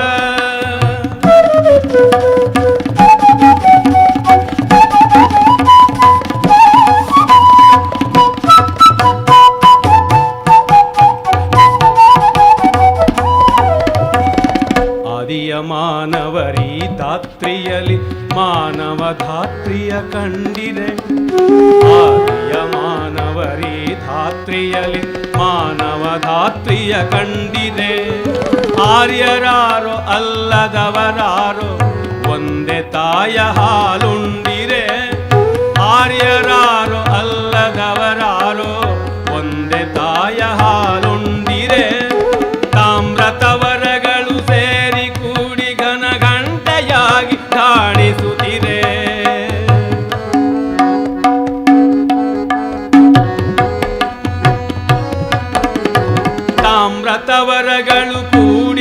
ಬೆಳಗಿ ಘನ ಗಂಟೆಯಾಗಿ ಧಾಣಿಸುತ್ತಿರೆ. ತಾಮ್ರವೆಲ್ಲಿ ತಾಂತವರವೆಲ್ಲಿ, ತಾಮ್ರವೆಲ್ಲಿ ತಾಂತವರವೆಲ್ಲಿ, ಬರಿಗನಸು ಗಾವರವ ಮಾಣುರೆ, ಬರಿಗನಸು ಗಾವರವ ಮಾಣುರೆ. ಓ ಭರತ ಭೂಮಿವರ ಪುತ್ರ ನೀನಖಿಲ ಜಗನ್ಮಿತ್ರ. ಓ ಭರತ ಭೂಮಿವರ ಪುತ್ರ ನೀನಖಿಲ ಜಗನ್ಮಿತ್ರ.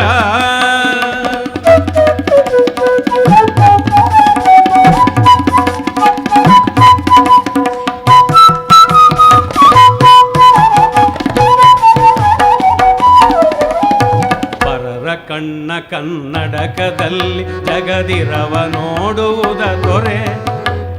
ಪರರ ಕಣ್ಣ ಕನ್ನಡಕದಲ್ಲಿ ಜಗದಿರವ ನೋಡುವುದ ತೊರೆ. ಶ್ರೀ ಹೃದಯ ಶಾರದೆಯ ಭಜಿಸಿ ಪಡೆದವಳ ಕರದ ಪುಸ್ತಕವ ತೆರೆ. ಶ್ರೀ ಹೃದಯ ಶಾರದೆಯ ಭಜಿಸಿ ಪಡೆದವಳ ಕರದ ಪುಸ್ತಕವ ತೆರೆ.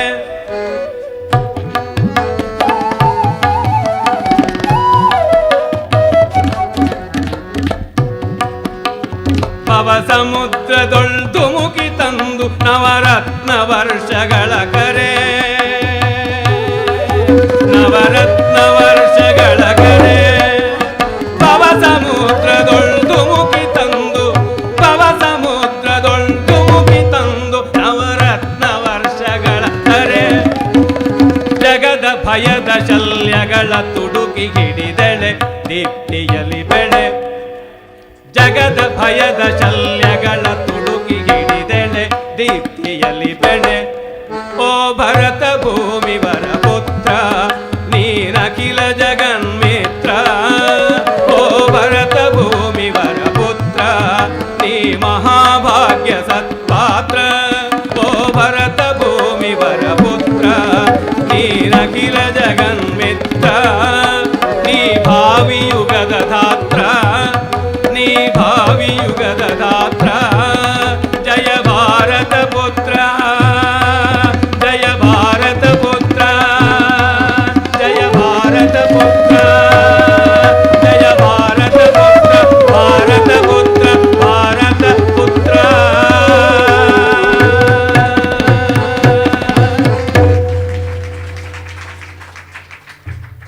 ಸೇಡಿಯಾಪುರ ಸ್ವಂತಿಕೆ ಸೋಪಜ್ಞತೆಯ ಲಕ್ಷಣವಾದ ಎಷ್ಟೋ ವಿವರಗಳನ್ನು ಇಲ್ಲಿ ನೋಡ್ಬೋದು.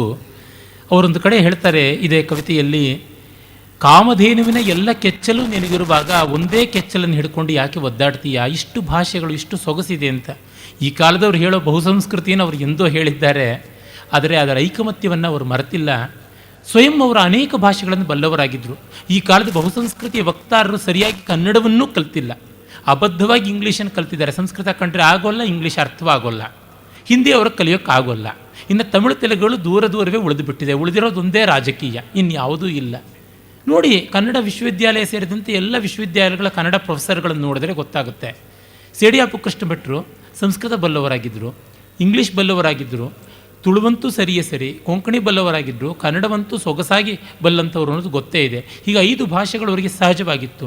ಅದಲ್ಲದೆ ಹಿಂದಿ ಬಲ್ಲವರಾಗಿದ್ದರು, ಬಂಗಾಳಿ ಪರಿಚಯ ಇತ್ತು, ಮಲಯಾಳಂನ ಚೆನ್ನಾದ ತಿಳುವಳಿಕೆ ಇತ್ತು, ತಮಿಳು ಗೊತ್ತಿತ್ತು, ತೆಲುಗನ್ನು ಅಭ್ಯಾಸ ಮಾಡಿದರು, ಪ್ರಾಕೃತ ಗೊತ್ತಿತ್ತು. ನನಗೆ ತಿಳಿದಂತೆ ಅವರಿಗೆ 12 ಭಾಷೆಗಳು ಬರ್ತಾ ಇತ್ತು. ಗೋವಿಂದ ಪೈಗಳು 22 ಭಾಷೆಗಳನ್ನು ಕಲಿತವರಾಗಿದ್ದರು. ಮಧುರಚಂದ್ರರು 18 ಭಾಷೆಗಳನ್ನು ಬಲ್ಲವರಾಗಿದ್ದರು. ಕುವೆಂಪು ಅವರು ಬಂಗಾಳಿ ಕಲಿತಿದ್ದರು. AR ಕೃಷ್ಣಶಾಸ್ತ್ರಿಗಳು ಬಂಗಾಳಿ ಮತ್ತು ಹಿಂದಿ, ಸಂಸ್ಕೃತ, ಪ್ರಾಕೃತ, ಇಂಗ್ಲೀಷ್, ಜರ್ಮನ್ ಮೊದಲಾದ ಭಾಷೆಗಳನ್ನು ಬಲ್ಲವರಾಗಿದ್ದರು. ಯಾವ ಹಳೆಯ ಸಾಹಿತಿಗಳನ್ನು ನೋಡಿ ಸರಿಸುಮಾರು ಅಂತಂದರೆ ಒಂದು 4-5 ಭಾಷೆಗಳ ಬಲ್ಲವರಾಗಿದ್ದರು. ಮಾಸ್ತಿಯವ್ರನ್ನ ತೆಗೆದುಕೊಳ್ಳಿ, 5-6 ಭಾಷೆಗಳಲ್ಲಿ ಅವರಿಗೆ ಪ್ರಾವೀಣ್ಯ ಇತ್ತು. ಪಂಜೆಯವ್ರನ್ನ ತೆಗೆದುಕೊಳ್ಳಿ, ಯಾರು ಆ ಕಾಲದವ್ರು ನೋಡಿದ್ರು ಅಷ್ಟಷ್ಟು ಭಾಷೆಗಳಲ್ಲಿ ತಿಳುವಳಿಕೆ ಇತ್ತು, ಮತ್ತು ಅದರೊಳಗೆ ಸಲೀಸಾಗಿ ಅನುವಾದಗಳನ್ನು ನೇರ ಮಾಡಬಲ್ಲವರಾಗಿದ್ದರು. ಇವತ್ತು ಅಂಥದ್ದು ಯಾವುದನ್ನು ನಾವು ಕಾಣೋಲ್ಲ. ಅವರು ಬಹುತ್ವವನ್ನು ಕಂಡು ಅದರೊಳಗೆ ಏಕತೆಯ ಅನುಸಂಧಾನ ಮಾಡಿದ್ರು, ಆದರೆ ಇವರಿಗೆ ಯಾವುದೂ ಇಲ್ಲ. ಹಾಗಾಗಿ ಬಿಟ್ಟಿದೆ. ಕಾಗೆಯ ನಡಿಗೆ ಮರೆತು ಹೋಯಿತು, ಹಂಸದ ನಡಿಗೆ ಬರಲಿಲ್ಲ ಅನ್ನುವ ಸ್ಥಿತಿ ಈ ಹೊತ್ತಿನ ಸಾಹಿತಿ ಅನ್ನಿಸಿಕೊಂಡವರ ಗತಿ. ಈಗ ನಾವು ಕುವೆಂಪು ಅವರ ಒಂದು ತುಂಬ ಸುಂದರವಾದ ಕವಿತೆಗೆ ಬರೋಣ. ಅಲ್ಲಿ ಅವರು ಕಾವ್ಯವನ್ನು ಒಂದು ಯೋಗವಾಗಿ, ಕಾವ್ಯ ರಚನೆಯನ್ನು ಒಂದು ಅಧ್ಯಾತ್ಮ ಮಾರ್ಗವಾಗಿ ಕಂಡುಕೊಂಡ ಬಗೆಯನ್ನು ನೋಡ್ತೀವಿ. ನಮ್ಮ ಕವಿಗಳಲ್ಲಿ ಅದರೊಳಗೂ ನವೋದಯದವರಲ್ಲಿ ಈ ದೃಷ್ಟಿ ಎಲ್ಲರಿಗೂ ಇತ್ತು. ಅದರೊಳಗೂ ಅತಿ ಹೆಚ್ಚಾಗಿದ್ದದ್ದು ಕುವೆಂಪು ಅವರಿಗೆ. ಅವರೊಂದು ಸಾನೆಟ್ಟೊಳಗೆ ಕವನಗಳೇ ಮಂತ್ರಗಳು, ಕವನಗಳೇ ವೇದಗಳು ಕವಿಗೆ ಅಂತ ಹೇಳ್ಬಿಟ್ಟು ಅಂತಾರೆ. ಅದನ್ನು ತುಂಬ ನಿಷ್ಠೆಯಿಂದ ಪಾಲಿಸಿಕೊಂಡು ಬಂದರು. ಕಾವ್ಯ ರಚನಾ ಯೋಗವನ್ನು ಅವರು ಬದುಕೇ ಮಾಡಿಕೊಂಡಿದ್ದರು. ಜಪಮಣಿ ಎನ್ನುವ ಕವಿತೆಯಲ್ಲಿ ಅವರು ಅದನ್ನೇ ಹೇಳ್ತಾರೆ, ಜೀವನ ವನಿತುಂ ಜಪವೆನಗಾಗಿರೆ ಜಪಮಣಿ ಗಿಪಮಣಿ ಮಾಲೆಯ ದೇಕೆ ಅಂತ. ಬದುಕೇ ಕಾವ್ಯವಾಗಿ ಮಾಡಿಕೊಳ್ತಾ ಇದ್ದೀನಿ. ಸುಂದರ ಜಗ ಶಿವ ಮಂದಿರವಾಗಿರೆ ಅಂಧತೆ ಕವಿದಿಹ ದೇಗುಲವೇಕೆ ಅಂತಾರೆ. ನನಗೆ ಜಗತ್ತೇ ಶಿವಮಂದಿರವಾಗಿದೆ, ಜಗತ್ತಿನ ಮೂಲಕ ನಾನು ಮತ್ತೊಂದು ಕಾವ್ಯ ಸೃಷ್ಟಿ ಮಾಡುವಾಗ ಅಂಧಕಾರದ ದೇವಸ್ಥಾನದ ಮೊಡಕನ್ನು ಯಾಕೆ ಹುಡುಕಬೇಕು? ಮಾತಿನ ತಿಮಿರವೇ ತೀವ್ರ ವಿರಾಗಿಗೆ ಸಾಧನ ಮಾರ್ಗವದಾಗಿರಲೇನು ಮೌನದ ತಿಮಿರವೇ. ಮೌನದ ಕತ್ತಲಿಯಲ್ಲೇನೆ ವೈರಾಗ್ಯಶಾಲಿ ಸಾಧನ ಮಾರ್ಗ ಮಾಡಿಕೊಂಡ್ರೆ ನಾನು ಸುರಸಂಗೀತವೇ ವರ ರಸಯೋಗಿಗೆ ಮುಕ್ತಿಯ ಹೃದಯವು ರಸಋಷಿ ನಾನು. ಮೌನವನ್ನು ತುಂಬ ಅತಿಶಯವಾಗಿ ಈ ಅಧ್ಯಾತ್ಮ ಮಾರ್ಗದ ಯೋಗಿಗಳು ಹೇಳ್ತಾರೆ. ನಾವು ಮಾತಿನಿಂದಲೇ ಎಲ್ಲವನ್ನ ಮಾಡ್ತೀವಿ, ಮಾತನ್ನು ನಾವು ಕಾವ್ಯದ ಯೋಗ ಮಾಡಿಕೊಳ್ತೀವಿ ಅಂತ ಹೇಳ್ತಾರೆ. ಮುಕ್ತಿಯ ಗೆಲ್ಲಲು ಗಾನದ ನೆರವಿರೆ ಕವಿಕುಲ ಪಿಕನಿಗೆ ಮೌನವದೇಕೆ.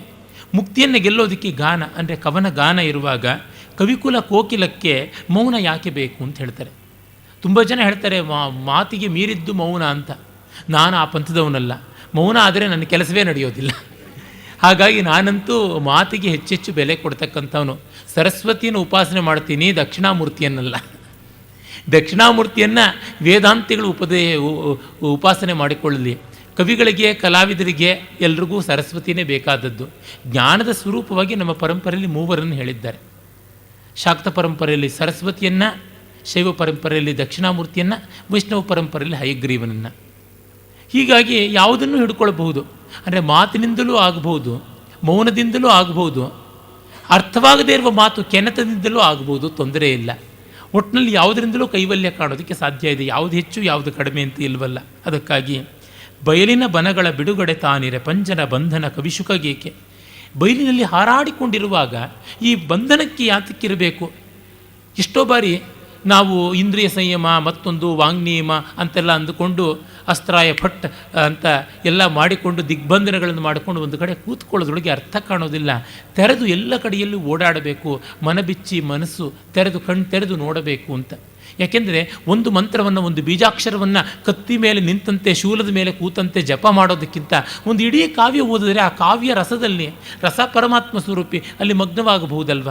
ಈ ಕಾರಣದಿಂದ ಆ ಪ್ರಣವ ಮಂತ್ರದ್ದ ಇಲ್ಲ ಆ ಪ್ರಳಯ ಮಂತ್ರದ್ದು ಯಾತಕ್ಕೆ ಜಪ ಮಾಡಬೇಕು ಅಂತ ಕವಿ ಕುವೆಂಪು ಹೇಳ್ತಾರೆ. ಕಂಗಳ ಸುಂದರ ಪೂಜೆಯ ಮಾಡುವೆ ಶಿವನವ ಸೃಷ್ಟಿಯ ದೇಸಿಯ ನೋಡಿ, ಜಿವ್ವೆಯ ಮಂಜುಳ ಜಪವನ್ನು ಮಾಡುವೆ ನವನವ ಕವಿತಾ ವೇದವ ಹಾಡಿ, ದೇಹದ ದೇಗುಲದಿಂದ್ರಿಯ ದ್ವಾರವ ಎಂದೆಂದಿಗೂ ಮುಚ್ಚೆನು ತೆರೆದಿಡುವೆ ಅಂತ. ಈ ದೇಹದ ದೇವಾಲಯದ ಇಂದ್ರಿಯ ದ್ವಾರಗಳನ್ನು ನಾನು ತೆರೆದೇ ಇರ್ತೀನಿ, ಇದನ್ನು ಮುಚ್ಚೋದಿಲ್ಲ ಅಂತ ಹೇಳ್ತಾರೆ. ಇದು ಬಹಳ ದೊಡ್ಡ ಮಾತು ಅಂತ ನನಗನ್ಸುತ್ತೆ. ಈ ಸಾಲಂತೂ ತುಂಬ ಅದ್ಭುತವಾದದ್ದು.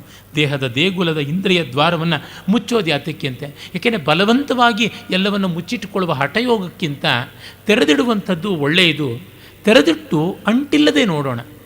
ಅಂಟಿದ್ದು ಮುಚ್ಚಿಕೊಳ್ಳೋದಕ್ಕಿಂತ ಅಂಟಿಲ್ಲದೆ ತೆರೆದಿಡುವಂಥದ್ದು ತುಂಬ ಒಳ್ಳೆಯದು. ಕೃಷ್ಣ ಅನುಸರಿಸಿದ ದಾರಿ ಅಂಥದ್ದು, ಜನಕ ಅನುಸರಿಸಿದ್ದು ಅಂಥದ್ದು, ಯಾಜ್ಞವಲ್ಕ್ಯರದು ಆ ದಾರಿ. ಗಾಳಿಯ ರೂಪದಿ ಬೆಳಕಿನ ರೂಪದಿ ದಿನ ದಿನ ಶಿವ ಸಂಚರಿಪನು ತಾನು. ಎಲ್ಲವೂ ಅವನಾಗಿರುವಾಗ ಯಾತಕ್ಕೆ ನಾವು ಮರೆಮಾಚಿಕೊಳ್ಳಬೇಕು ಅಂತ ಹೇಳ್ತಾರೆ. ಕವಿತೆ ಸ್ವಾರ್ಥವಿಲ್ಲದೆ ಜಗತ್ತನ್ನು ನೋಡುತ್ತೆ. ಸ್ವಾರ್ಥ ಇದ್ದು ಜಗತ್ತನ್ನು ನೋಡದೇ ಇರೋದಕ್ಕಿಂತ ತುಂಬ ಉತ್ಕೃಷ್ಟವಾದದ್ದು ದಾರಿ. ಹಾಗಾಗಿ ಪಾರದರ್ಶಕವಾದ ಬೆಳಕು ಎಲ್ಲೆಲ್ಲಿಯೂ ತೂರಿಕೊಂಡು ಹೋಗುತ್ತದೆ, ಬಾಳನ್ನು ಬೆಳಗುತ್ತದೆ ಅನ್ನುವ ದೃಷ್ಟಿಯಿಂದ ಈ ಕವಿತೆ ತುಂಬ ಉತ್ತಮವಾದಂಥದ್ದು. ಅದನ್ನು ನಾವು ಈಗ ಶುದ್ಧ ಸಾವೇರಿ ರಾಗದಲ್ಲಿ ಆದಿತಾಳದಲ್ಲಿ ಕೇಳೋಣ.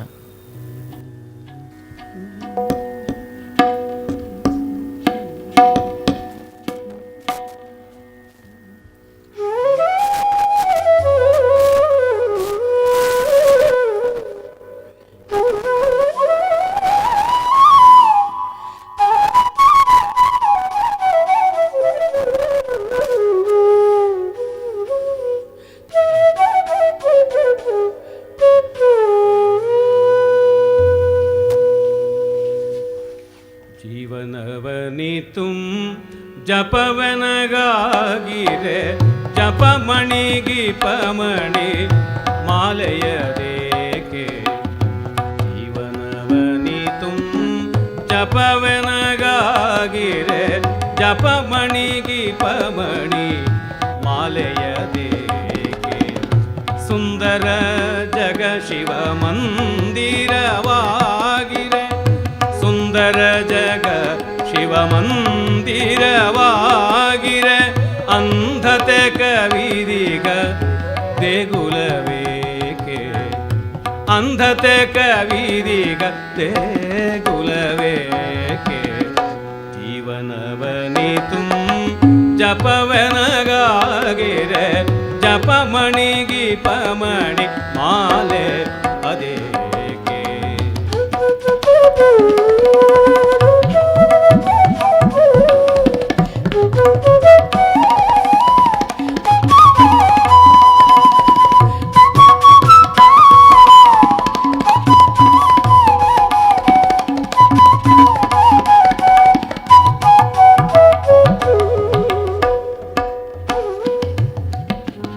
ಮೌನದ ತಿಮಿರವೇ ತೀವ್ರ ವಿರಾಗಿಗೆ, ಸಾಧನ ಮಾರ್ಗ ಅದಾಗಿರಲೇನು.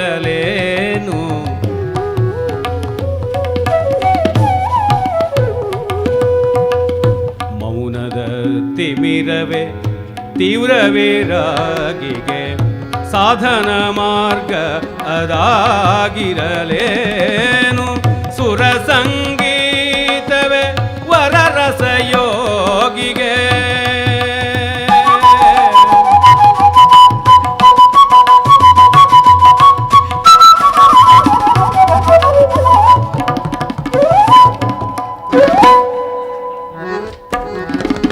ಸುರ ಸಂಗೀತವೇ ವರರಸಯೋಗಿಗೆ, ಮುಕ್ತಿಯ ಹೃದಯವು ರಸಋಷಿ ನಾನು.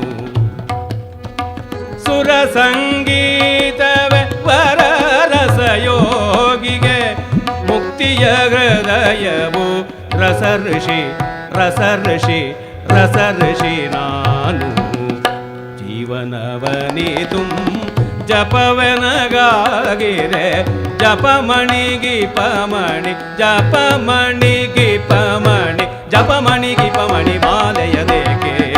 ಜೀವನವನಿತು ಜಪವನಗಾಗಿರೆ.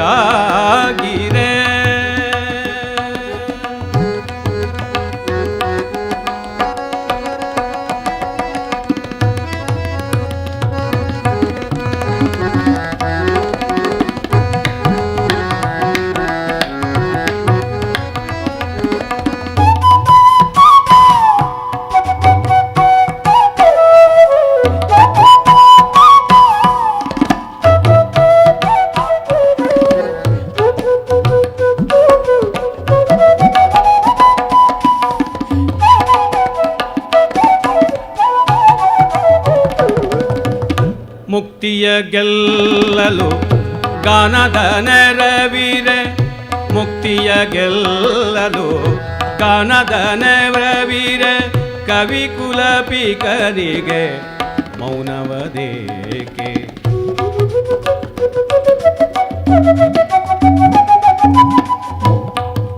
ಮುಕ್ತಿಯ ಗೆಲ್ಲಲು ಗಾನದ ನೆರವಿರೆ, ಕವಿ ಕುಲಪಿಕರಿಗೆ ಮೌನವದೇಕೆ. ಬಯಲಿನ ಬನಗಳ ಬಿಡುಗಡೆ ತಾನಿರೆ,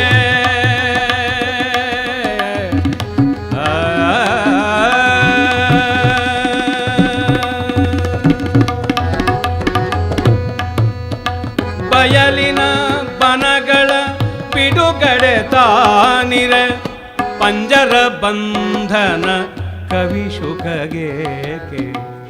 ಪಂಜರ ಬಂಧನ ಕವಿ ಶುಕಗೇಕೆ. ಜೀವನವನಿತು ಜಪವನಗಾಗಿರೆ, ಜಪಮಣಿ ಗೀಪಮಣಿ ಜಪಮಣಿ ಗೀಪಮಣಿ ಜಪಮಣಿ ಗೀಪಮಣಿ ಮಾಲೆಯದೇಕೆ. ಜೀವನವನಿತು ಜಪವನಗಾಗಿರೆ.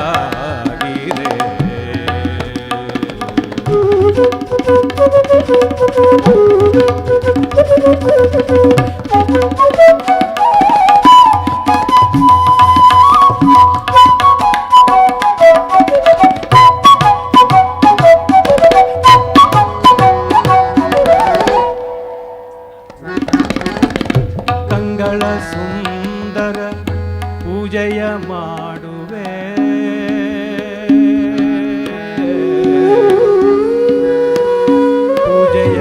ಮಾಡುವೆ ಕಂಗಳ ಸುಂದರ ಪೂಜೆಯ ಮಾಡುವೆ ಕಂಗಳ ಸುಂದರ ಪೂಜೆಯ ಮಾಡುವೆ ಶಿವನವ ಸೃಷ್ಟಿಯ ದೇಸಿಯ ನೋಡಿ ಶಿವನವ ಸೃಷ್ಟಿಯ ದೇಶಿಯ ನೋಡಿ ಕಂಗಳ ಸುಂದರ ಪೂಜೆಯ ಮಾಡುವೆ ಪೂಜೆಯ ಮಾಡುವೆ ಪೂಜೆಯ ಮಾಡುವೆ ಪೂಜೆಯ ಮಾಡುವೆ ಕಂಗಳ ಸುಂದರ ಪೂಜೆಯ ಮಾಡುವೆ ಶಿವನವ ಸೃಷ್ಟಿಯ ದೇಸಿಯ ನೋಡಿ ಜಿಹ್ವೆಯ ಮಂಜುಳ ಜಪವನು ಮಾಡುವೆ ಜಿಹ್ವೆಯ ಮಂಜುಳ ಜಪವನು ಮಾಡುವೆ ನವ ನವ ಕವಿತಾ ವೇದವ ಹಾಡಿ ನವ ನವ ಕವಿತಾ ವೇದವ ಹಾಡಿ ನವ ನವ ಕವಿತಾ ವೇದವ ಹಾಡಿ ಜಿಹ್ವೆಯ ಮಂಜುಳ ಜಪವನು ಮಾಡುವೆ ನವ ನವ ಕವಿತಾ ವೇದವ ಹಾಡಿ ಜೀವನವನಿತು ಜಪವನಗಾಗಿರೆ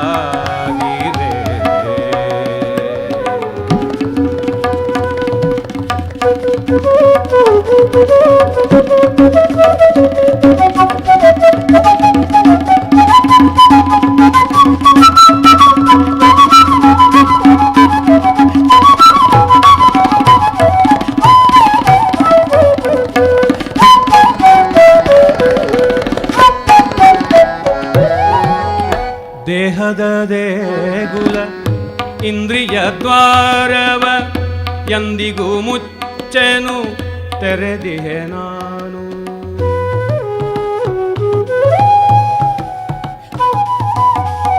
ದೇಹದ ದೇಗುಲ ಇಂದ್ರಿಯ ದ್ವಾರವ ಎಂದಿಗೂ ಮುಚ್ಚೆನು ತೆರೆದಿಗೆ ನಾನು ತೆರೆದಿಗೆ ನಾನು ಗಾಳಿಯ ರೂಪದಿ ಗಾಳಿಯ ರೂಪದಿ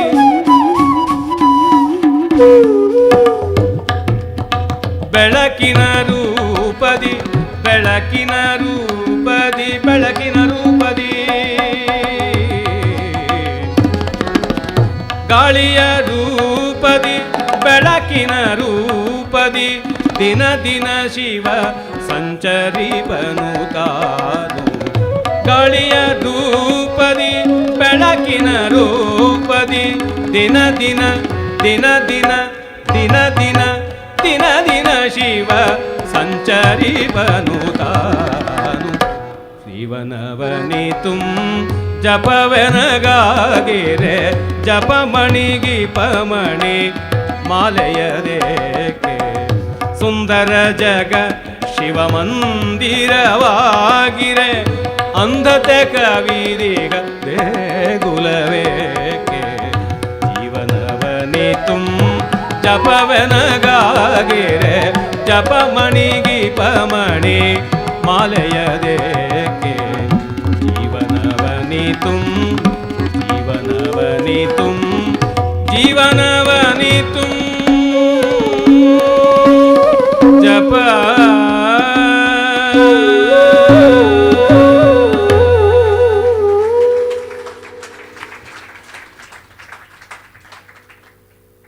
ಸುಗಮ ಸಂಗೀತದಲ್ಲಿ ದುರ್ಗಮ ರಾಗ ದುರ್ಗಾ ರಾಗ ಶುದ್ಧ ಸಾವೇರಿ ಸುಗಮ ಸಂಗೀತದ ದುಸ್ಥಿತಿ ಇವತ್ತು ಏನಾಗಿದೆ ಅಂದರೆ ಯಾವ ರಾಗಕ್ಕೂ ಅಂಟುಕೊಳ್ಳದೆ ಇರೋದು ತಪ್ಪಿಲ್ಲ. ಅನ್ಯ ಸ್ವರಗಳು ಬಂದು ರಾಗದ ಸ್ಥಾಯಿ ಭಾವವನ್ನು ವ್ಯಭಿಚರಿಸದೇ ಇದ್ದರೆ ಸರಿ, ಆದರೆ ಅವು ವ್ಯಭಿಚಾರಿಗಳಾಗಿಯೇ ಬರದೆ ಸ್ಥಾಯಿ ಭಾವವನ್ನೇ ವ್ಯಭಿಚರಿಸಿ ಬಿಡುತ್ತವೆ. ಅದು ಬಂದಿರುವ ಅಪಾಯ. ಹಾಗೆ ಕಂಡಾಗ ಸುಗಮ ಸಂಗೀತ ದುರ್ಗಮವಾದರೆ ಒಳ್ಳೆಯದ ಅಂತ ಅನಿಸುತ್ತೆ. ಅಂದರೆ ದುರ್ಗಾದಂಥ ಒಳ್ಳೆಯ ರಾಗಗಳನ್ನು ಹಾಗೇ ಇಟ್ಟುಕೊಂಡ್ರೆ ಮೇಲ ಅಂತನ್ನುವಂಥದ್ದು. ಯಾಕೆಂದರೆ ಒಂದು ಚೌಕಟ್ಟು ಅನ್ನೋದು ಚಿತ್ರಕ್ಕೆ ರಮಣೀಯತೆಯನ್ನು ತಂದುಕೊಡುತ್ತೆ. ಚೌಕಟ್ಟಿಲ್ಲದೇ ಚಿತ್ರವನ್ನು ಎಲ್ಲಿಯೂ ತಗಲಾಕೋಕ್ಕಾಗೋಲ್ಲ, ಗಾಳಿಯಲ್ಲಿ ತರಗಲಿನಂತೆ ಹಾರಿ ತಿಪ್ಪೆಯ ಮೇಲೆ ಬೀಳುತ್ತದೆ. ಈ ಹೊತ್ತು ನಮ್ಮ ಈ ಕಾರ್ಯಕ್ರಮದಲ್ಲಿ ಹಿಮ್ಮೇಳಕ್ಕಾಗಿ ಸಾಥಿ ಕೊಟ್ಟಂಥವರೆಲ್ಲರೂ ಶಾಸ್ತ್ರೀಯ ಸಂಗೀತದ ಗಟ್ಟಿ ನೆಲೆಯಿಂದ, ಆ ಹಿನ್ನೆಲೆಯಿಂದಲೇ ಬಂದಂಥವರು. ಯಾರೂ ಕೂಡ ಅಡ್ಡನಾಡಿ ಕಸುಬಿಗರಲ್ಲ. ಹಾಗೆ ಕೆದಿಲಾಯರು ಆಯ್ದುಕೊಂಡಂಥ ಎಲ್ಲ ಹಾಡುಗಳನ್ನು ಕೂಡ ಅವರು ಗಟ್ಟಿಯಾದ ಯಾವುದೋ ಒಂದು ರಾಗದ ಬಲದ ಮೇಲೆಯೇ ನಿಲ್ಲಿಸಿದ್ದಾರೆ. ರಾಗ ಚೆನ್ನಾಗಿ ಇದ್ದರೆ ರಚನೆಗೆ ವಿರಾಗ ಬರುವುದಿಲ್ಲ, ಅನುರಾಗ ಮೂಡುತ್ತದೆ. ಇದು ಮತ್ತೆ ನಮ್ಮ ಕವಿಗಳ ಒಂದು ರಸನಿಷ್ಠೆಯನ್ನೇ ಹೊಂದಿಕೊಂಡಿರುವಂಥದ್ದು ಅಂತ ಗೊತ್ತಾಗುತ್ತದೆ. ಇನ್ನೀಗ ಆ ರೀತಿ ರಸನಿಷ್ಠರಾಗಿ ಅತ್ಯುತ್ತಮ ಕವಿತೆಯನ್ನು ನಿರ್ಮಾಣ ಮಾಡಿದ ಕವಿಗಳಲ್ಲೊಬ್ಬರಾದ ನರಸಿಂಹಸ್ವಾಮಿಯವರ ಕಡೆಗೆ ನೋಡೋಣ. ಬೇಂದ್ರೆ, ಕುವೆಂಪು, ನರಸಿಂಹಸ್ವಾಮಿ ಈ ಥರದವರು ಅಷ್ಟು ದಿವಸ ಇದ್ದೇ ಇರ್ತಾರೆ. ಅವ್ರು ಇಲ್ಲದೇ ಇದ್ದರೆ ಹೇಗೆ? ಅನ್ನ ಸಾರು ತುಪ್ಪ ಮೊಸರು ಇಲ್ಲದೇ ಇದ್ದರೆ ಊಟ ಹೇಗೆ? ಹಾಗೆ ಅದು ಇರಲೇಬೇಕಾದದ್ದು. ಅವರ ಅತ್ಯಂತ ಲೋಕಪ್ರಿಯವಾದ ರಚನೆ ಮೈಸೂರು ಮಲ್ಲಿಗೆಯ ರಾಯರು ಬಂದರು ಮಾವನ ಮನೆಗೆ ಗೊತ್ತೇ ಇದೆ. ಅದನ್ನು ಬಗೆ ಬಗೆಯ ರಾಗಗಳಲ್ಲಿ, ಬಗೆ ಬಗೆಯ ವಿಲಾಸಗಳಲ್ಲಿ ಹಾಡ್ತಾರೆ. ಈ ಹೊತ್ತು ಹಾಡೋದಕ್ಕೆ ಹೊರಟಂಥದ್ದು ಮೋಹನ ರಾಗದಲ್ಲಿ. ಈಗಾಗಲೇ ಮೋಹನ ಬಂದಿದೆ, ಆದರೆ ಅದಕ್ಕಿಂತ ಇದು ಭಿನ್ನವಾಗಿರುತ್ತದೆ. ಅದನ್ನು ನೋಡಿ ಒಂದು ರಾಗದ ಅನೇಕ ಮುಖಗಳನ್ನು ಇಲ್ಲಿ ಕಾಣಬಹುದು. ಸೇಡಿಯಾಪ್ ಅವರ ಜಯಭಾರತ ಪುತ್ರ ನಿಬಿಡ ಬಂಧ, ಅದನ್ನು ಕೇಳುವಾಗಲೇ ಗೊತ್ತಾಗ್ತಿತ್ತು ಅದನ್ನು ಲೆಕ್ಕದ ತಾಳಕ್ಕೆ ಹಾಡುವಂಥದ್ದೆಲ್ಲ ಒಂದರ ಒಳಗೆ ಇನ್ನೊಂದು ಸೇರಿಕೊಂಡು ಬರುತ್ತೆ.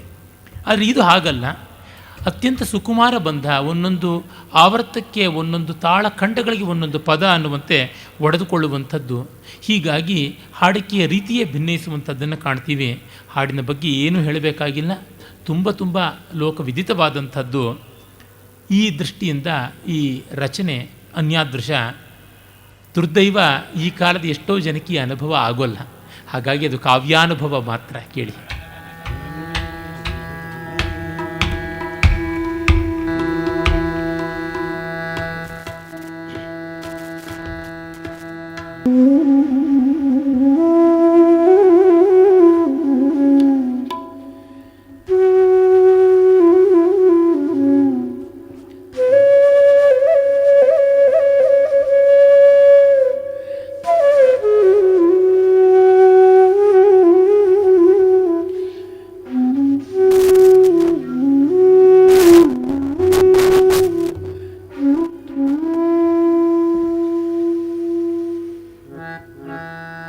ರಾಯರು ಬಂದರು ಮಾವನ ಮನೆಗೆ, ರಾತ್ರಿಯಾಗಿತ್ತು.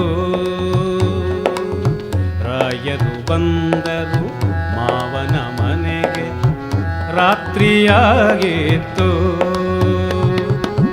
ಹುಣ್ಣಿಮೆ ಹರಿಸಿದ ಬಾನಿನ ನಡುವೆ ಚಂದಿರ ಬಂದಿತ್ತು, ತುಂಬಿದ ಚಂದಿರ ಬಂದಿತ್ತು.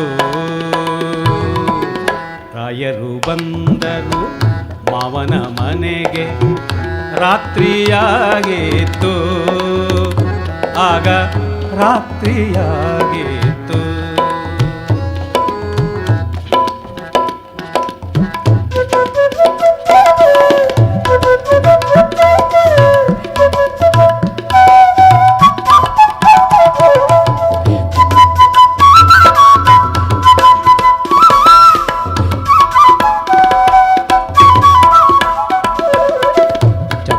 ಗಾಲಿನ ಮಂಚದ ಮೇಗಡೆ ಮೆತ್ತನೆ ಹಾಸಿತ್ತು. ಚಪ್ಪರಗಾಲಿನ ಮಂಚದ ಮೇಗಡೆ ಮೆತ್ತನೆ ಹಾಸಿತ್ತು. ಅಪ್ಪಟರೆ ಸೀಮೆ ದಿಂಬಿನ ಅಂಚಿಗೆ ಚಿತ್ರದ ಹೂವಿತ್ತು. ಅಪ್ಪಟರೆ ಸೀಮೆ ದಿಂಬಿನ ಅಂಚಿಗೆ ಚಿತ್ರದ ಹೂವಿತ್ತು. ಪದುಮಳು ಹಾಕಿದ ಹೂವಿತ್ತು. ರಾಯರು ಬಂದರು ಮಾವನ ಮನೆಗೆ, ರಾತ್ರಿಯಾಗಿತ್ತು. ಆಗ ರಾತ್ರಿಯಾಗಿತ್ತು.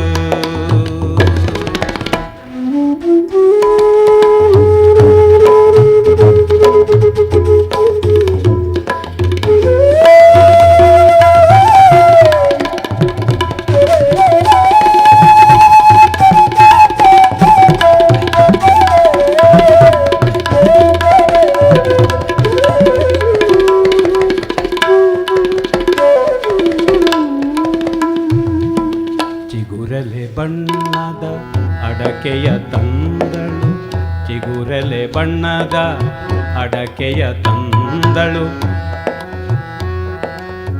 ನಾದಿನಿ ನಗು ನಗುತ್ತ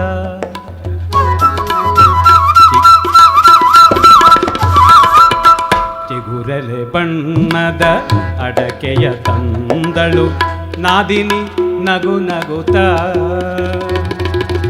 ಬಿಸಿ ಬಿಸಿ ಹಾಲಿನ ಬಟ್ಟಲ ತಂದರು. ಬಿಸಿ ಬಿಸಿ ಹಾಲಿನ ಬಟ್ಟಲ ತಂದರು. ಅಕ್ಕರೆಯಲಿ ಮಾವ ಬಿಸಿ ಬಿಸಿ ಹಾಲಿನ ಬಟ್ಟಲ ತಂದರು. ಅಕ್ಕರೆಯಲಿ ಮಾವ ಮಡದಿಯ ಸದ್ದೆ ಇರಲಿಲ್ಲ. ಮಡದಿಯ ಸದ್ದೆ ಇರಲಿಲ್ಲ. ರಾಯರು ಬಂದರು ಮಾವನ ಮನೆಗೆ. ರಾತ್ರಿಯಾಗಿತ್ತು ಆಗ ರಾತ್ರಿಯಾಗಿತ್ತು.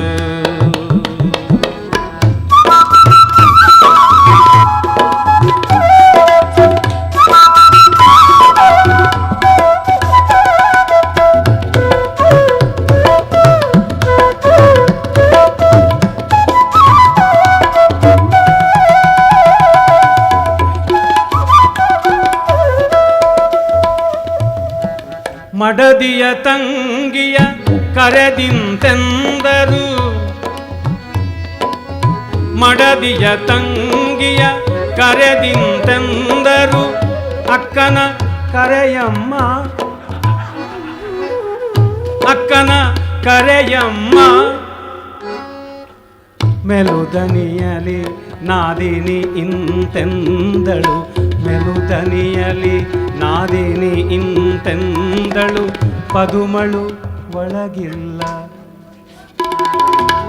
ಮೆಲುದನಿಯಲಿ ನಾದಿನಿ ಇಂತೆಂದಳು. ಪದುಮಳು ಒಳಗಿಲ್ಲ. ನಕ್ಕಳು ರಾಯರು ನಗಲಿಲ್ಲ. ನಕ್ಕಳು ರಾಯರು ನಗಲಿಲ್ಲ.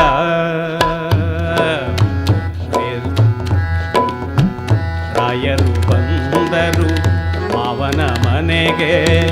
ರಾತ್ರಿಯಾಗಿತ್ತು ಆಗ ರಾತ್ರಿಯಾಗಿತ್ತು.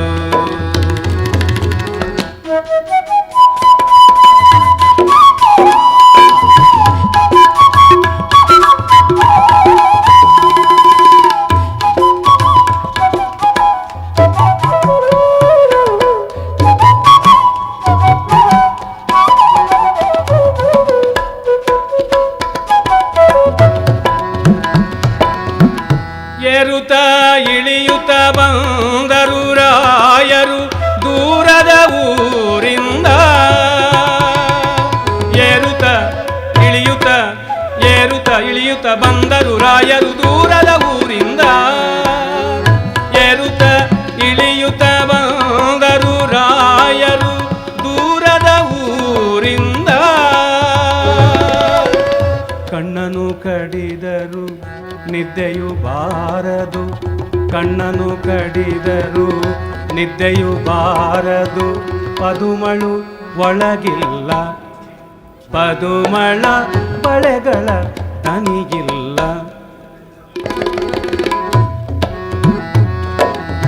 ಪದುಮಳು ಒಳಗಿಲ್ಲ. ಪದುಮಳ ಬಳೆಗಳ ತನಿಗಿಲ್ಲ. ರಾಯರು ಬಂದರು ಮಾವನ ಮನೆಗೆ. ರಾತ್ರಿಯಾಗಿತ್ತು ಆಗ ರಾತ್ರಿಯಾಗಿತ್ತು.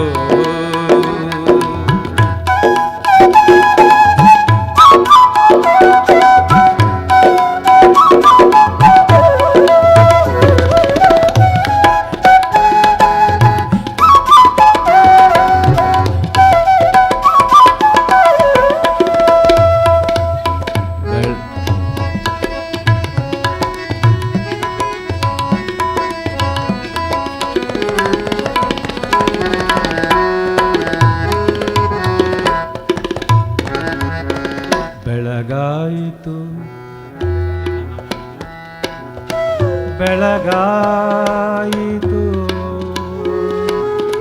ಬೆಳಗಾಯಿತು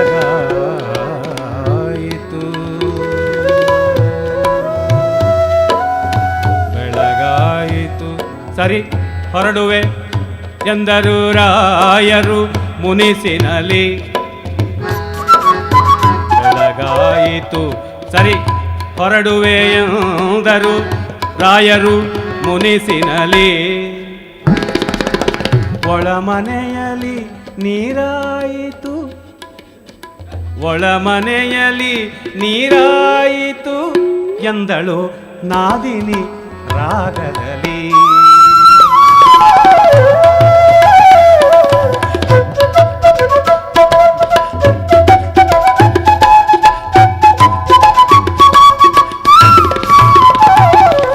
ಯಾರಿಗೆ ನೀರಾಯಿತು ಯಾರಿಗೆ ನೀರಾಯಿತು ಯಾರಿಗೆ ನೀರಾಯಿತು ಎನ್ನಲು ಹರುಷದಲ್ಲಿ. ಯಾರಿಗೆ ನೀರಾಯಿತು ಎನ್ನಲು ಹರುಷದಲ್ಲಿ. ಪದುಮಳು ಬಂದಳು ಹೂವನು ಮುಡಿಯುತ್ತ ಪದುಮಳು ಬಂದಳು ಹೂವನು ಮುಡಿಯುತ್ತ. ಪದುಮಳು ಬಂದಳು ಹೂವನು ಮುಡಿಯುತ್ತ ಪದುಮಳು ಬಂದಳು ಹೂವನು ಮುಡಿಯುತ್ತ ರಾಯರ ಕೋಣೆಯಲಿ.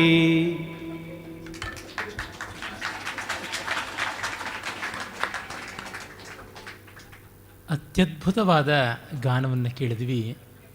ನರಸಿಂಹಸ್ವಾಮಿಯವರು ಇದನ್ನು ಕೇಳಬೇಕಾಗಿತ್ತು.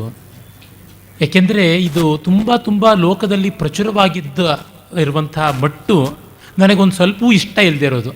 ಆ ಕಾರಣದಿಂದ ಈ ಹಾಡಿನ ಮೇಲೆ ತಿರಸ್ಕಾರ ಬಂದುಬಿಟ್ಟಿತ್ತು ನನಗೆ. ಕೆದಿಲಾಯರು ಅದರ ಬಗ್ಗೆ ಗೌರವ ಬರುವಂತೆ ಮಾಡಿದ್ದಾರೆ. ಪ್ರಾಯಶಃ ಇವತ್ತು ಲೋಕಪ್ರಸಿದ್ಧವಾಗಿ ಪ್ರಚುರ ಇರುವಂಥದ್ದು ಮೈಸೂರು ಅನಂತಸ್ವಾಮಿಯವರು ಮಾಡಿರುವಂಥ ರಚನೆ. ಅಲ್ಲಿ ನನಗೆ ಕಂಡಿದ್ದು ಗ್ರಾಮ್ಯತ್ವ. ಅಂದರೆ ಇಲ್ಲಿರುವ ಸೌಕುಮಾರ್ಯ, ಈ ಇಡೀ ಕವಿತೆಯ ಹಿಂದಿನ ಸೌಕುಮಾರ್ಯ ಶಿಷ್ಟತೆ ಹೋಗಿ ಒಂದು ರೀತಿ ಗೇಲಿಯ ಎಳೆಯಿಂದಲೇ ಶುರುವಾದದ್ದು.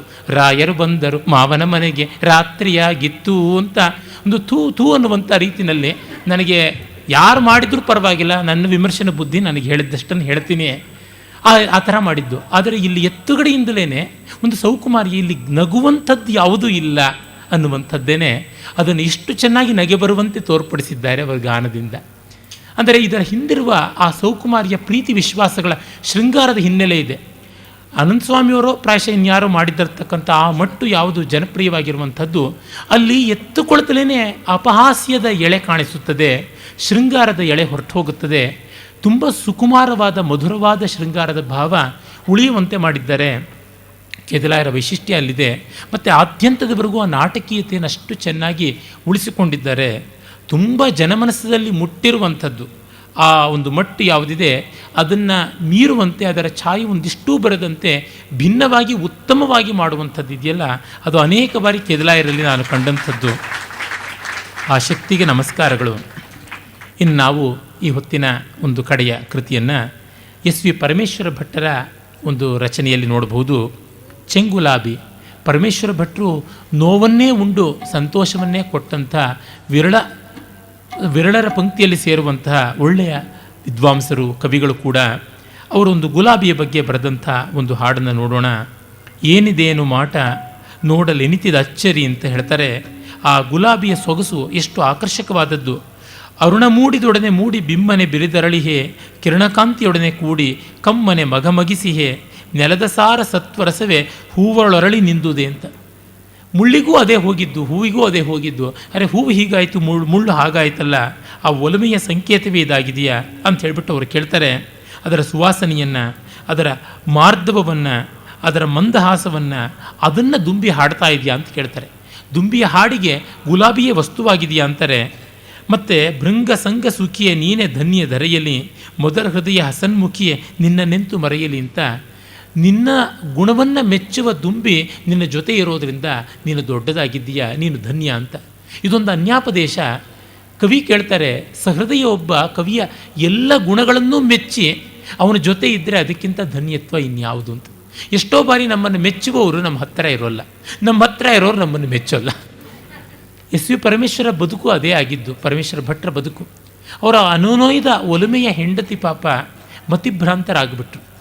ಚಿಕ್ಕ ವಯಸ್ಸಿಗೆ ಮದುವೆಯಾಗಿ ಮನೆ ತುಂಬ ಮಕ್ಕಳಾಗಿ ಮಕ್ಕಳ ಬದುಕು ಬೇರೆ ಬೇರೆ ದಿಕ್ಕಾಗಿ ಹೆಂಡತಿ ಸನ್ನಿಪಾತದಿಂದ ನರಳುವ ಸ್ಥಿತಿಗೆ ಬಂದಾಗ ಬೆಳಗಾಗಿದ್ದು ಅವರೇ ಹೇಳ್ಕೊಳ್ತಾರೆ, ಬೆಳಗ್ಗೆ ನಾನು ಅಡುಗೆಯ ಭಟ್ಟ, ಮಧ್ಯಾಹ್ನದಲ್ಲಿ ಮಕ್ಕಳನ್ನೆಲ್ಲ ಆಡಿಸುವಂಥ ಶಾಲೆಯಲ್ಲಿ ಪಾಠ ಮಾಡುವಂಥ ಮೇಷ್ಟ್ರಗಿರಿ, ರಾತ್ರಿ ಕಾಳಿದಾಸ, ಭಾಸ, ಭೌಭೂತಿ, ಹರ್ಷ, ಹಾಲ, ಜಯದೇವ, ಅಶ್ವಘೋಷಾದಿ ಮಹಾಕವಿಗಳನ್ನು ಕನ್ನಡಕ್ಕೆ ಅನುವಾದ ಮಾಡುವ ರಸಿಕ ಕವಿ ಅಂತ ಹೇಳ್ಬಿಟ್ಟು ಅಂದ್ಕೋತಾರೆ. ಈ ಸ್ಥಿತಿಯಲ್ಲಿ ಅವರು ನಂಜುಂಡು ಸುಧೆಯನ್ನು ಕೊಟ್ಟಂಥ ಮಹಾ ವ್ಯಕ್ತಿತ್ವದವರು. ನನಗೆ ಹೆಮ್ಮೆ ಏನಂದರೆ ನನ್ನ ತಾಯಿ ಅವರ ಶಿಷ್ಯೆ. ಅವರು ನನ್ನ ತಾಯಿ ಅವ್ರ ಬಗ್ಗೆ ಹೇಳ್ತಾ ಇರ್ತಾರೆ. ಶಿವಮೊಗ್ಗದಲ್ಲಿ ಅವರು ಪಾಠ ಮಾಡ್ತಾ ಇದ್ದಾಗ, ಸಹ್ಯಾದ್ರಿ ಕಾಲೇಜಲ್ಲಿದ್ದಾಗ ಚಿಕ್ಕ ವಯಸ್ಸಿನ ಮಗ ಹೆಂಡತಿ ಇಟ್ಟುಕೊಳ್ಳಲ್ಲ, ಮಗುವನ್ನು ಕುತ್ತಿಗೆ ಕಿವುಚಿಬಿಡ್ತೀನಿ ಎನ್ನುವ ಮಟ್ಟದ ಉನ್ಮಾದ ಅವ್ರದ್ದು. ಆ ಹುಡುಗನನ್ನು ಶಾಲೆಯಲ್ಲಿ ಕಾಲೇಜಿಗೆ ಕರ್ಕೊಂಡ್ಬಂದು ಮೇಜಿನ ಮೇಲೆ ಮಗನನ್ನು ಕೂಡಿಸಿ ಇವರು ಪಾಠ ಮಾಡಿದ್ರೆ, ಅಪ್ಪ ನಿನ್ನ ಪಾಠ ಚೆನ್ನಾಗಿಲ್ಲ ಅಂತ ಅಂದ್ಬಿಡುವಂತೆ ಹುಡುಗ. ಏನೂ ಗೊತ್ತಾಗ್ತಿರಲಿಲ್ಲ. ಹುಡುಗರೆದರಿಗೆ ಗೊಳ್ಳಂತ ನಗುವುದು. ನೀನು ಕಾಣೋ ಸರಿಯಾದ ವಿಮರ್ಶಕ ನಾನು, ಕವಿ, ನನಗೆ ತಕ್ಕ ವಿಮರ್ಶಕ ನೀನು ಅಂತ ಅನ್ನೋರಂತೆ. ಹಾಗೆ ಎಲ್ಲೆಲ್ಲಿಯೂ ನಗುವನ್ನು ಮಾಸದೆ ತುಂಬಿಕೊಂಡಂಥ ಎಸ್ ವಿ ಪರಮೇಶ್ವರ ಭಟ್ರು ಗುಲಾಬಿಯಂತೆ ಬದುಕಿದವರು, ಮುಳ್ಳನ್ನೆಲ್ಲ ಹಿಂದಕ್ಕೆ ಹೂವಾಗಿ ಬೆಳೆದವರು. ಅವರ ಕವಿತೆ ಕಲ್ಯಾಣಿ ರಾಗದಲ್ಲಿ ಈಗ ಆ ಬೃಂದಾವನ ಸಾರಂಗದಲ್ಲಿ ಈಗ ಕೇಳೋಣ.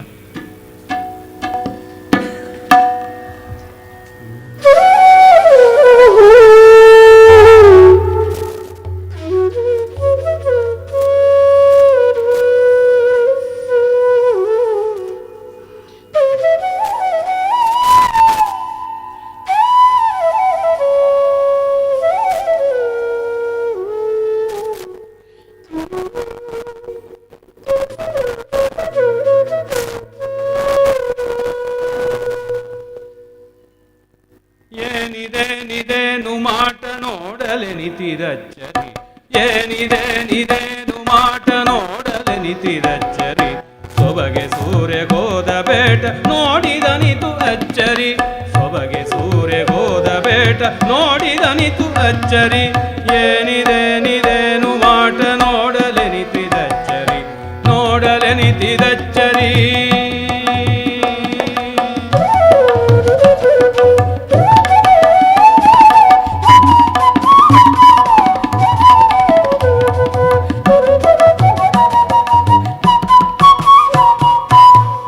ಮೂಡಿದೊಡನೆ ಮೂಡಿ ಬಿಮ್ಮನೆ ಬಿರಿದರಳಿಗೆ, ಕಿರಣ ಕಾಂತಿಯೊಡನೆ ಕೂಡಿ ಕಮ್ಮನೆ ಮಗ ಮಗಿಸಿಗೆ,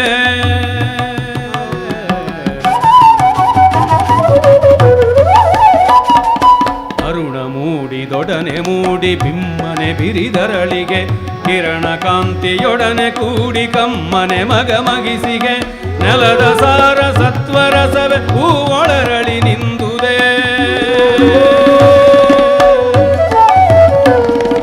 ನೆಲದ ಸಾರ ಸತ್ವರಸವೆ ಹೂವೊಳರಳಿ ನಿಂದುದೆ, ಒಲುಮೆ ಎರೆದ ಚಲುವೆ ಬಿರಿದು ಕೆಂಪು ಕುಸುಮವಾಗಿದೆ, ಒಲುಮೆ ಎರೆದು ಚಲುವೆ ಬಿರಿದು ಕೆಂಪು ಕುಸುಮವಾಗಿದೆ, ಏನಿದೇನಿದೇನು ಮಾಟ ನೋಡಲೆನಿತಿದಚ್ಚರಿ, ಸೊಬಗೆ ಸೂರ್ಯ ಹೋದ ಬೇಟ ನೋಡಿದನಿತು ಅಚ್ಚರಿ, ನೋಡಿದನಿತು ಅಚ್ಚರಿ.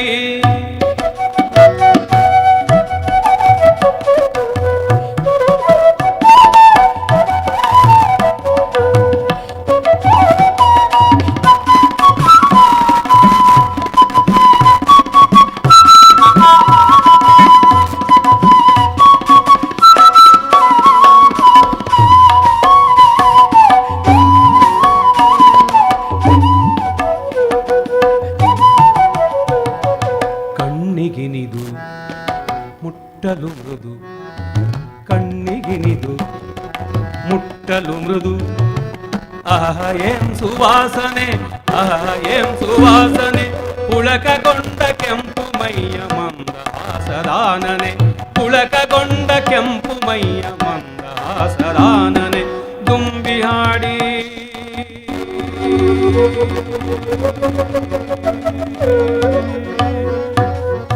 ತಾನೇ ಆಡಿ, ತಾನೇ ಆಡಿ, ದುಂಬಿಗಾಡಿ ತಾನೇ ಆಡಿ ಒಲಿವುದನೆ ಕಾದಿಗೆ, ದುಂಬಿಗಾಡಿ ತಾನೇ ಆಡಿ ಒಲಿವುದನೆ ಕಾದಿಗೆ, ಮಧುರ ಮಧುವನೊಲಿದು ನೀಡು ನಲಿವುದನೆ ನೊಂದಿಗೆ, ಮಧುರ ಮಧುವನೊಲಿದು ನೀಡಿ ನಲಿವುದನೇ ನೊಂದಿಗೆ ಏನಿದೇನಿದೇನು ಮಾಟ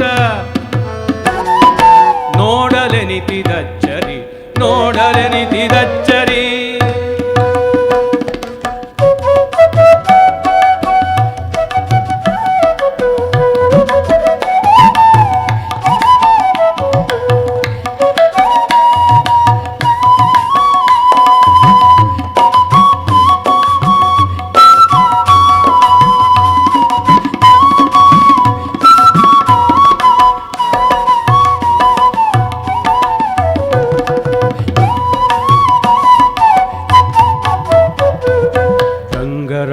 ಸಂಗ ಸುಖಿಯೇ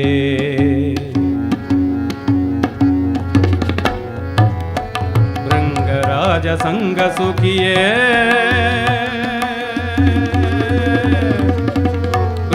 ಭೃಂಗರಾಜ ಸಂಗ ಸುಖಿಯೇ